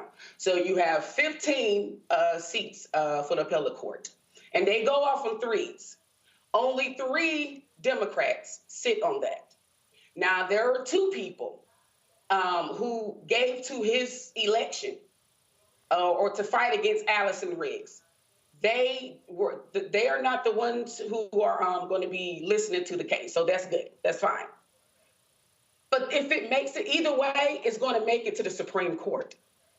And if it gets to the Supreme Court, the Republicans that are in control are already talking about, or they already are saying that they're basically is going to give it to him. So this is extremely serious. But this is also another example of how these candidates, with all due respect to Allison Riggs, but these are facts, y'all need to come in neighborhoods. You need to come in Black communities and show your damn face. Because maybe, just maybe, if she would have done that, she wouldn't be just sitting at 734 votes. Reese, I just want people just to understand that this is a perfect example. Every vote matters. Sherry Beasley, when she was the Chief Justice of the North Carolina Supreme Court, Democrats had a 6-1 majority.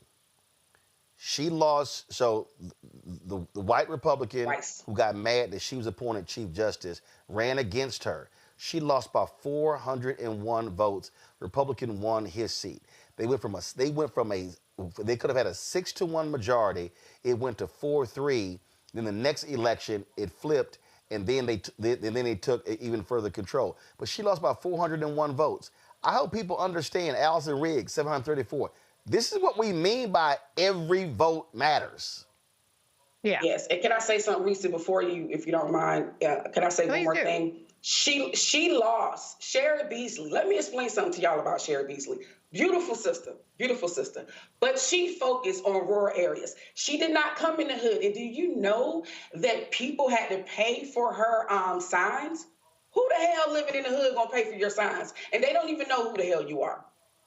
So once again, every vote counts. And to be honest, those 2 elections, she could have won the first time. Just FYI, I'm sorry about that.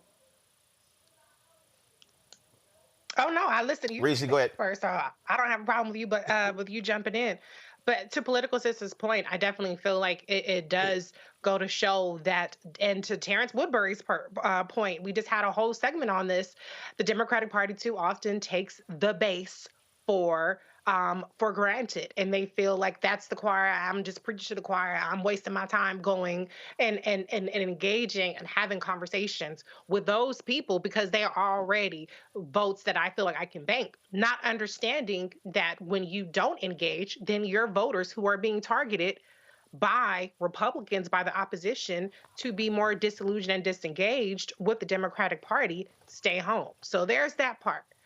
But what this is evidence of is that Republicans defend their turf at all costs, and they will lie, cheat, and steal. They never concede.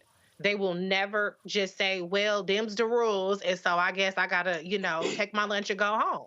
No, absolutely not. They are willing to do anything by all means to hold on to power and to steal elections. And I think what part of this is that even if in this case, he fails to get this seat, which he lost, I think what this probably tries to do is it tries to kind of erode Democrats' defense of not having voter ID. It makes Democrats then try to concede. I'm not saying this, I'm predicting, but Democrats are often so willing to concede ground on Republicans and buy into their pretext for why votes don't count by saying, all right, fine.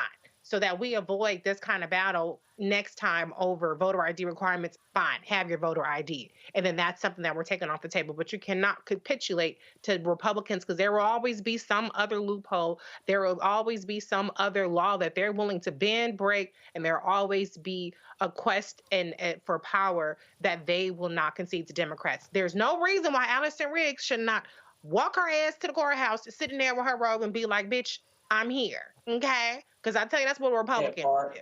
But at the end of the day, Democrats are going to believe in institutions, believe in the process, and that's why we're in the mess that we're in now, because Republicans don't give a damn about process, institutions, or norms, or laws. Nola, I talk about the Supreme Court races. They're important. I mean, look, you've got a Supreme Court race in Wisconsin taking place on April 1st. Folks, vote for Sarah Crawford. You've got Elon Musk pouring almost $10 million into that race because if the Democrat wins, if Crawford wins that open seat, Democrats will have a 5-2 majority on the Supreme Court. So if people are complaining about the U.S. Supreme Court, y'all, state Supreme Courts are also just as important, Noah. Yes. Oh, absolutely. Everything happens locally, and one of the things that I think a great deal about is, as we're talking about North Carolina, I remember canvassing in North Carolina. And in as much as I absolutely believe that Dems rely on the idea that the base is going to be with us no matter what. I think that they've been through this enough times to know that that's not necessarily the case. And so I'm starting to wonder, what is some of this hesitation about really engaging with Black voters? And I recall canvassing in North Carolina, and I was the only Black canvasser. And they gave me, a lot of kind of places to go that, we would call the hood. Literally there were like bullet holes like in people's houses and cars. I'm not kidding. And so I'm starting to wonder, okay, is it some sort of hybrid sort of situation where I'm starting to wonder if the party is actually scared to engage with its own base? And I'm just starting to think that more and more, because these elections are so close and they're so tight. And here you just have people just sitting right there. They're sitting right there. But they don't know what's going on. You're not engaging with them. Why is that? I think, in terms of the party, and I'll get to Wisconsin and Elon Musk and paying for different races. But that is something that we really have to have a really, really, really tough conversation about with this party. It's one thing to just assume that the base shows up for you. But in these kind of tight races like this, where things like this keep happening, it has to be more than that. And so I'm going to pivot towards Elon Musk and buying races. First of all, I like what Tim Walz has been doing. I like that he's been out there. I like how he's been talking to people and engaging with people. And he's just like regular talking to people. And I think that's effective. I think that it's going to take more of that relational kind of dialogue to really get people to understand what's at stake. And the one good thing about Elon trying to buy this race is how negative the negative perceptions and the how negative his brand is right now. I think that will help, and people need to continue to lean into that. And we've talked about this until the cows came home, that Democrats really need to dig in. I know that they're still trying to find their way. They're still trying to find their messaging. But right now, when Elon's brand is so toxic, That's when you lean in. That's when you go for the kill. And that's when you remind people who he is and what he's trying to do. The rest of the world understands quite clearly because he's persona non grata in a lot of these places. We need to get on board with that too. Yeah. So folks, check this out. So, okay, go ahead. I just want to say, we cannot, to Nola's point, we cannot bitch and moan about how weak and punk ass the Democrats are. When we have multiple races, the Wisconsin Supreme Court state race, there are 2 special election races. Now, granted, those are very red districts, but we cannot continue to bitch and moan about Democrats being weak when we do not give them the power. Democrats are handcuffed when they're in the minority. And yes, we would like the theatrics, and yes, we would like them to resist and protest and block and all kind of shit, but the math is still the math. And so 89 million people sat out in 2024, and polling has shown that 83% of them motherfuckers have the audacity to not approve of Donald Trump's performance, but they did not vote. And so guess what? Now we're all stuck with it. And so now is the time to not just put our foot up the Democrats' asses and say fight, but also turn to our neighbor and say, neighbor, get your ass out and vote. If we want to make a change, we have to do that, because if these elections come and go and Republicans win, then that tells Republicans, keep doing what you're doing. Keep dismantling the government. They ain't going to do shit. Yeah, they'll scream at town halls. Yeah, they'll drag you on Twitter. But at the end of the day, when the rubber hits the road and it's time for them to put their money and their votes where their mouth is and get us out of power, we ain't got shit to worry about. That's right. Folks, we told you all about, yesterday we had Spike Lee on talking about, of course, the DOD removing the removing the pages regarding Jackie Robinson. Well, there's been a little fallout. That Pentagon spokesman who issued that really idiotic statement, he's been sidelined. John Yuliot, something like that. Y'all, because this is how dumb this man is. He actually released a statement. This is what he released. He said, as Secretary Hegseth has said, DEI is dead at the Defense Department.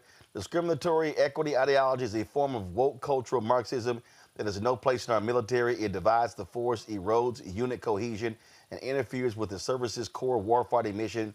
We're pleased by the rapid compliance across the department with the directive removing DEI content from all platforms. In the rare cases that content is removed, either deliberately or by mistake, that is out of the clearly outlined scope of the directive, we instruct the components and they correct the content accordingly. Now he also issued,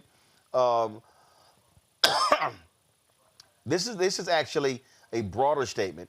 He said, everyone in the Defense Department loves Jackie Robinson, as well as the Navajo Code Talkers, the Tuskegee Airmen, the Marines at Iwo Jima, and so many others. We salute them for their strong and, in many cases, heroic service to our country, full stop. We do not view or highlight them through the prism of immutable characteristics such as race, ethnicity, or sex. We do so only by recognizing their patriotism and dedication to the warfighting mission like ever other American who has worn the uniform. Well, first of all, you dumbass. And he's getting ripped by this statement, Nola. And the reason he's a dumbass, let's see. It's a little hard to remove race from the Tuskegee Airmen. Because it's kind of hard. It's kind of hard to remove race from Jackie Robinson's service in the U.S. Army when Jackie Robinson fought a court-martial in Texas for refusing to sit in the back of the bus. So when you're talking about these, it's kind of hard to remove race from U.S. Army veteran Medgar Evers, who was gunned down by a racist white supremacist in Byron Della Beckwith. It's kind of hard. This is how dumb these people are, because, no, we're only going to recognize their patriotism. Oh, damn, I'm sorry. How do we ignore that the armed forces was segregated when Jackie Robinson was there and the Tuskegee Airmen, and it wasn't until a Harry Truman executive order in 1948 that desegregated the military. But we're just going to move that race stuff aside, and we're just going to focus on them being a great warrior. I see why this dumbass got sidelined. Yeah,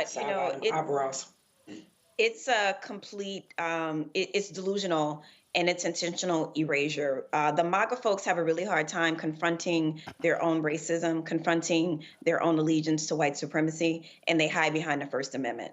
And this is where we are. I can tell you, I went to high school in Pasadena. My family lost a lot of, we lost properties in the Eden Canyon fire. And I can tell you that this was definitely a wound, another wound for the community. Because, Jackie Robinson is a product of Pasadena.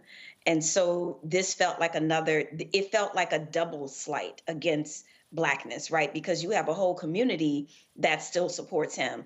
I remember winning Miss Black Pasadena Altadena, and one of the proudest parts of that honor was the way that they parade you through the Jackie Robinson Center, and so he's part of the Black culture in Pasadena and Altadena. And so I was happy to see all the pushback. I was definitely part of the pushback, and then especially being in security and defense. Now, this is what I will tell you.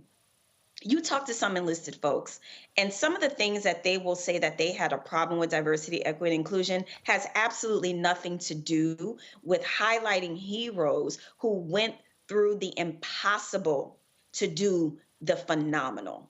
That is a big difference. And context matters, history matters, and what they are doing is trying to intentionally erase their culpability in racist and violent behavior. That's the reality. And they are using diversity, equity, and inclusion as a shield for that. Now, like I said, there are some enlisted folks who say that some of the stuff regarding diversity, equity, and inclusion for them went too far, but it is not this.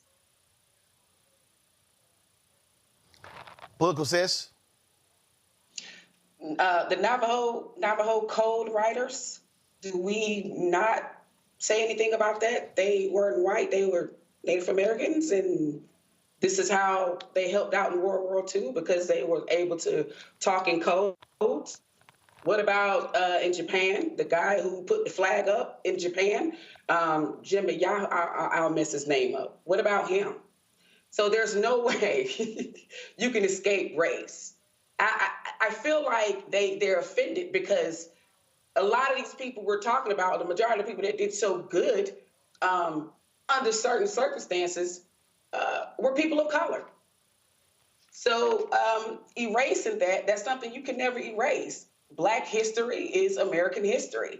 And unfortunately, can somebody tell me what the hell is white history? Do they have history? No, they don't. I digress. Reese. Listen, the gaslighting is not going to work. It's funny how y'all want to be colorblind when it comes to our hero and the racism and abhorrent conditions that they overcame to be people of note. But when it comes to DEI and trying to make DEI the face of didn't earn it, all of a sudden you see our Black asses. All of a sudden you want to, it's color this and woman this and, whatever else this.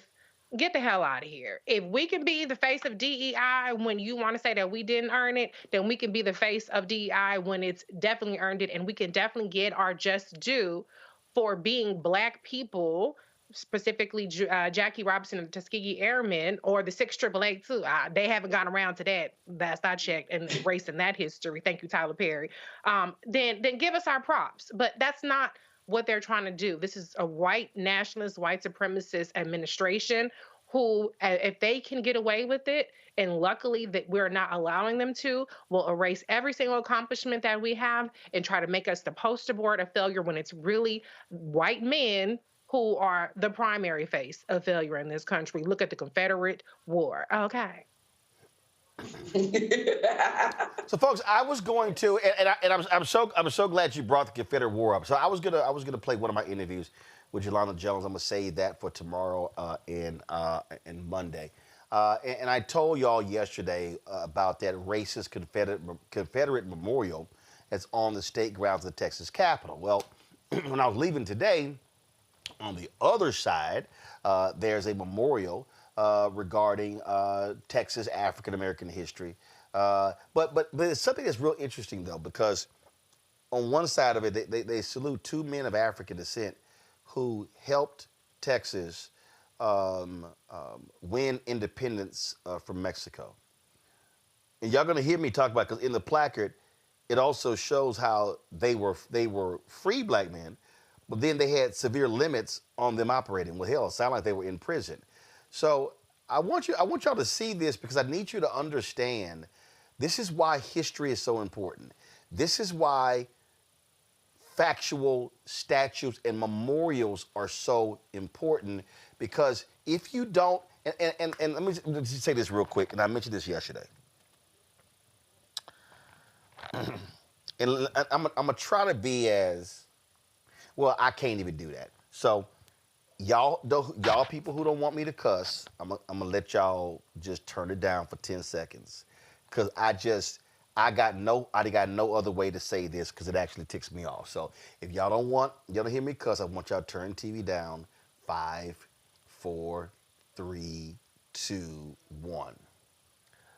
I am sick of these fucking idiots who say when a black statue is raised, it's performative. Or they say it's symbolic. I'm sick of you assholes. Why?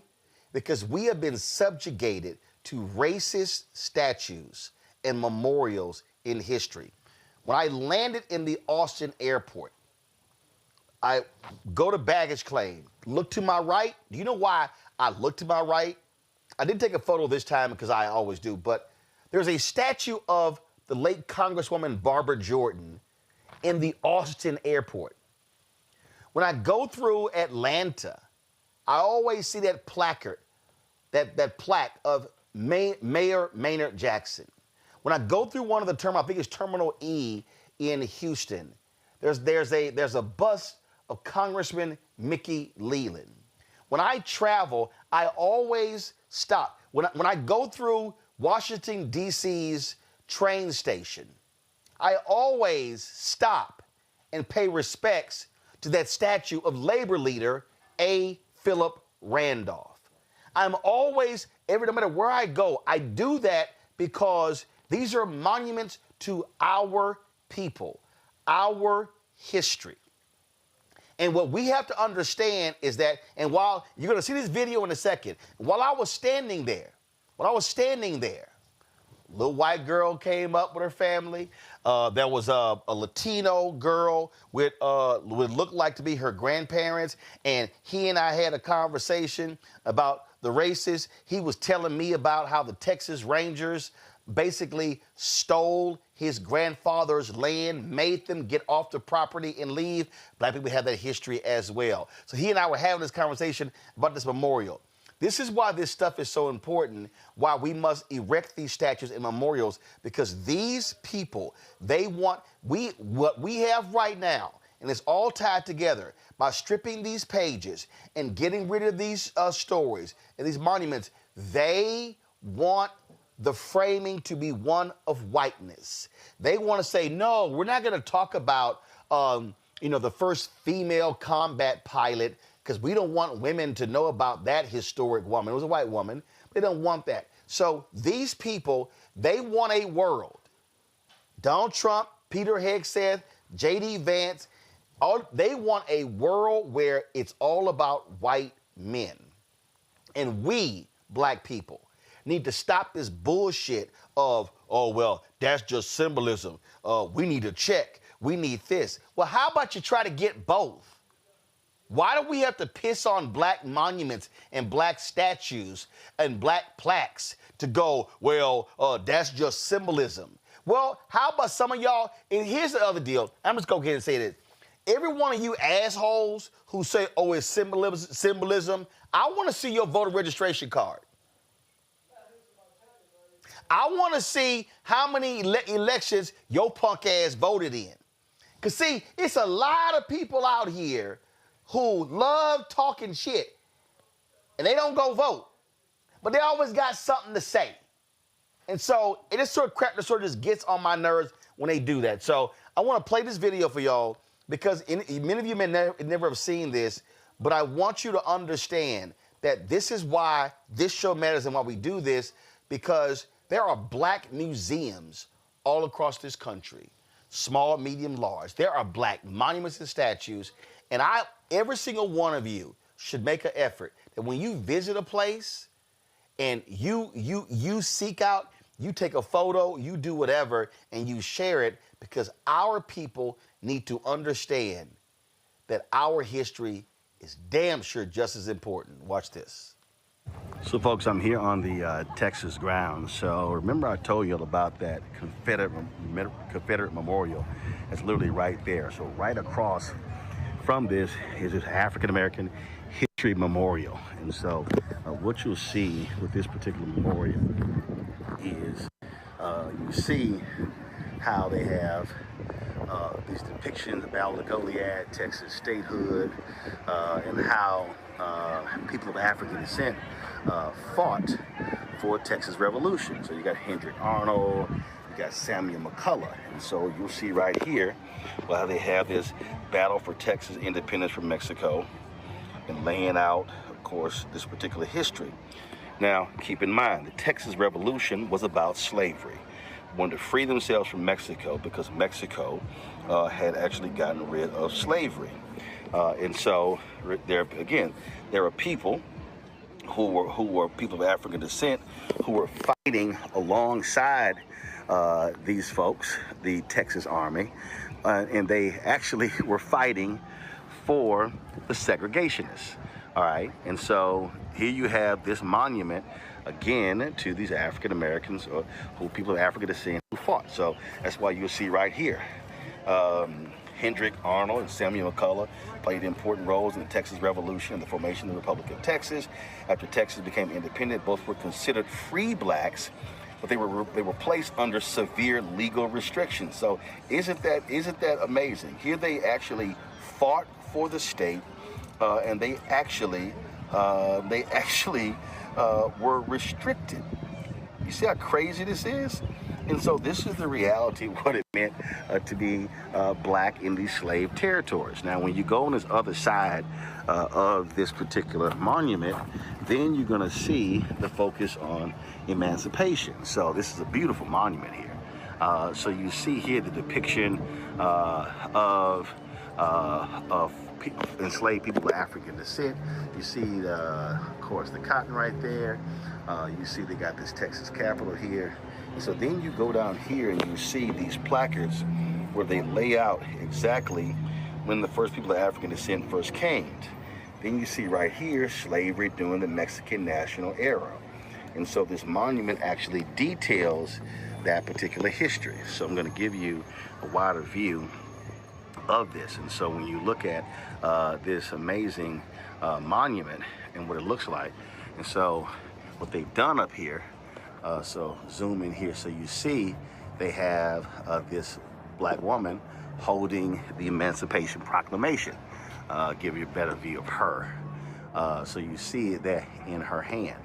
And so then, of course, when you come down here, you see all of these different images right here as well. Now, when we go back down here, I told you we had slavery during, well, first of all, go back over here. We had slavery during the Mexican national era. And so this details slavery. Then it details, again, more slavery during the Republic and early statehood of Texas. Then over here, it details the Civil War, emancipation, and Juneteenth. All that information right here. And then it has Reconstruction and the post-slavery experience, okay, right here. And then we have post-Reconstruction challenges and achievements. So, got all this right here. And then you have major achievements of African Americans or people of African descent here in Texas. So you see they got all different people, Bessie Coleman, Doris Story Miller, Barbara Jordan, Mickey Leland. They got all of this. And so this monument was fought for the folks here to erect in order to set the record straight when it came to Texas history. And because again, and it sits right across from that memorial over there to those white domestic terrorists who kept these folks over here, who wanted to keep people enslaved. So just understand what Texas independence was all about. Texas independence, okay, right there, that Texas Capitol, 14 feet higher than the U.S. Capitol. Texas independence was all about maintaining the institution of slavery. Man, it must be something political says to be a person of African descent who fought for Texas's independence when the goal of Texas getting its independence was because they wanted to keep slavery. This is the problem with taking civics out of education, away out of the classrooms. Thank you for showing that. It almost made me cry. This is not the only story that we hear. We fight so hard for independence. I can go back even here in North Carolina, what we did. It's important for us to understand and know our history, because if we don't, like what's going on right now, we go along with people who want to repeat the ugly part of our history. So again, thank you for showing that, but it just, I don't know, I'm a little bit knocked down from that, because you go back and forth with your people about the importance of like what's going on right now. You know, they don't want to bring up the part how Trump is literally just gutting our civil rights, our voting rights. They don't know that.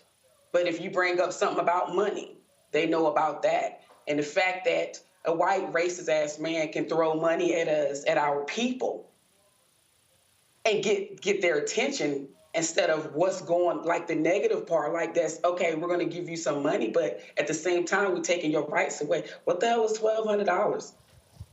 What the hell? I mean, it is a lot to some people, but that shit doesn't last. Your freedom, your civil rights, women's rights, that is worth more than anything. So, you know, that's what happens when they take civics out of education.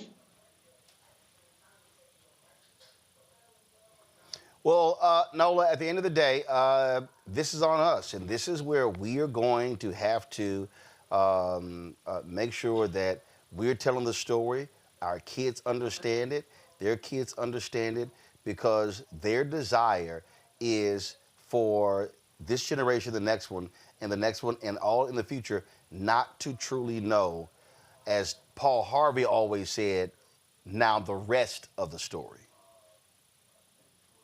Mm-hmm. Listen, you know, this is something that I think a great deal about. And, you know, I would go as far as to say that as Americans, we don't appreciate history, right? And what the MAGAs are doing, they are mythicizing. They are making up stuff about their greatness, right? I mean, that's what drives white supremacy. It's this made up myth. And so when I think about that, I think about, okay, what's going to get younger Black folks interested in this history? You know, is it to tell these kind of stories about, you know, the people that fought for their freedoms, you know, to preach at them, right? To kind of talk at them, more than trying to figure out how to make this a vibe, essentially. You know, like I think that this is an opportunity for some level of a new Black Renaissance to emerge, where it's more inclusive, where we include all the things, you know, not just the highbrow Black things. But I definitely do think that this is an opportunity to figure out how to engage with the generations of Black folks that we have lost. You know, they're just not interested in these things. I can still recite Langston Hughes poems that I was reciting in the 5th grade, you know, but that's just not the world that we live in. So how do we meet this moment? You know, how do we talk about Black history as it sits inside of American history, as it is the foundation of American history, how do we talk about it beyond preaching? How do we talk about it beyond chastising? That's what we need to figure out. And I gotta go. It is about educating, Reese, pure and simple. It's about educating, pure and simple, Reese.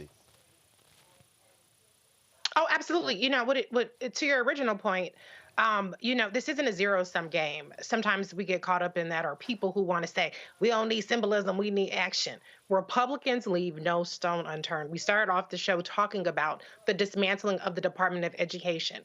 People should go to project2025.observer. It shows that there are over 30 agencies in which Project 2025 has objectives. 41% of Project 2025's objectives are already met or in progress. And so the idea that we can only do one or two things at a time, the idea that we can only ask for one or two things at a time is completely a foreign concept to our opposition. And they are winning and fighting every single battle that our side is too busy telling people, we don't need to be focused on that. We need to be focused on that. Like Terrance Woodbury said earlier, we got to focus on everything. Now, can 100% of us focus on 100% of things? No. But know your strength and know your lane.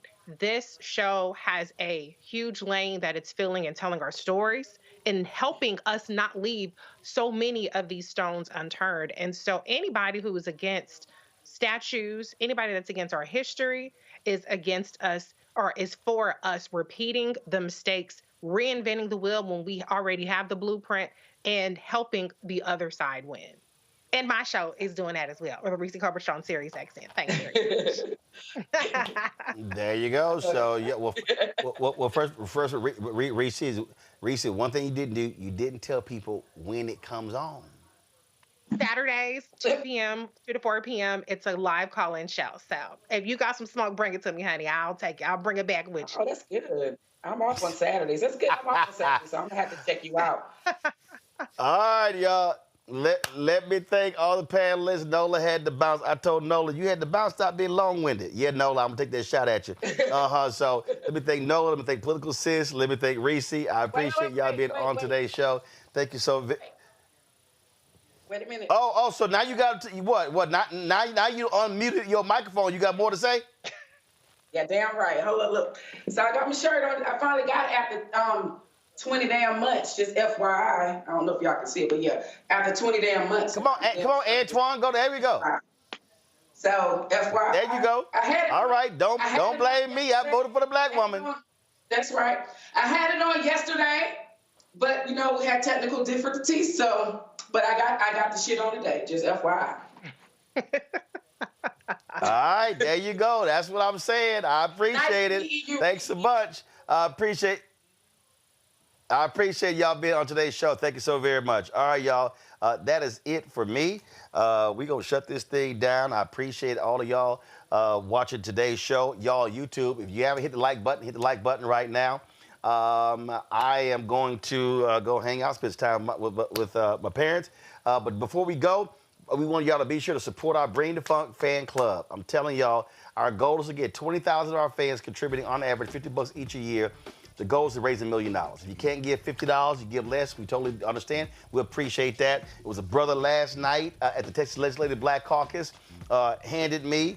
He said, no, I ain't even wait. He handed me his $200 on the spot. So I appreciate that, and I appreciate everybody who supports this show. Thank you so very much. I thought I got the brother's name, but we took a photo. I'm going to post it. I'm not sure he'll see it.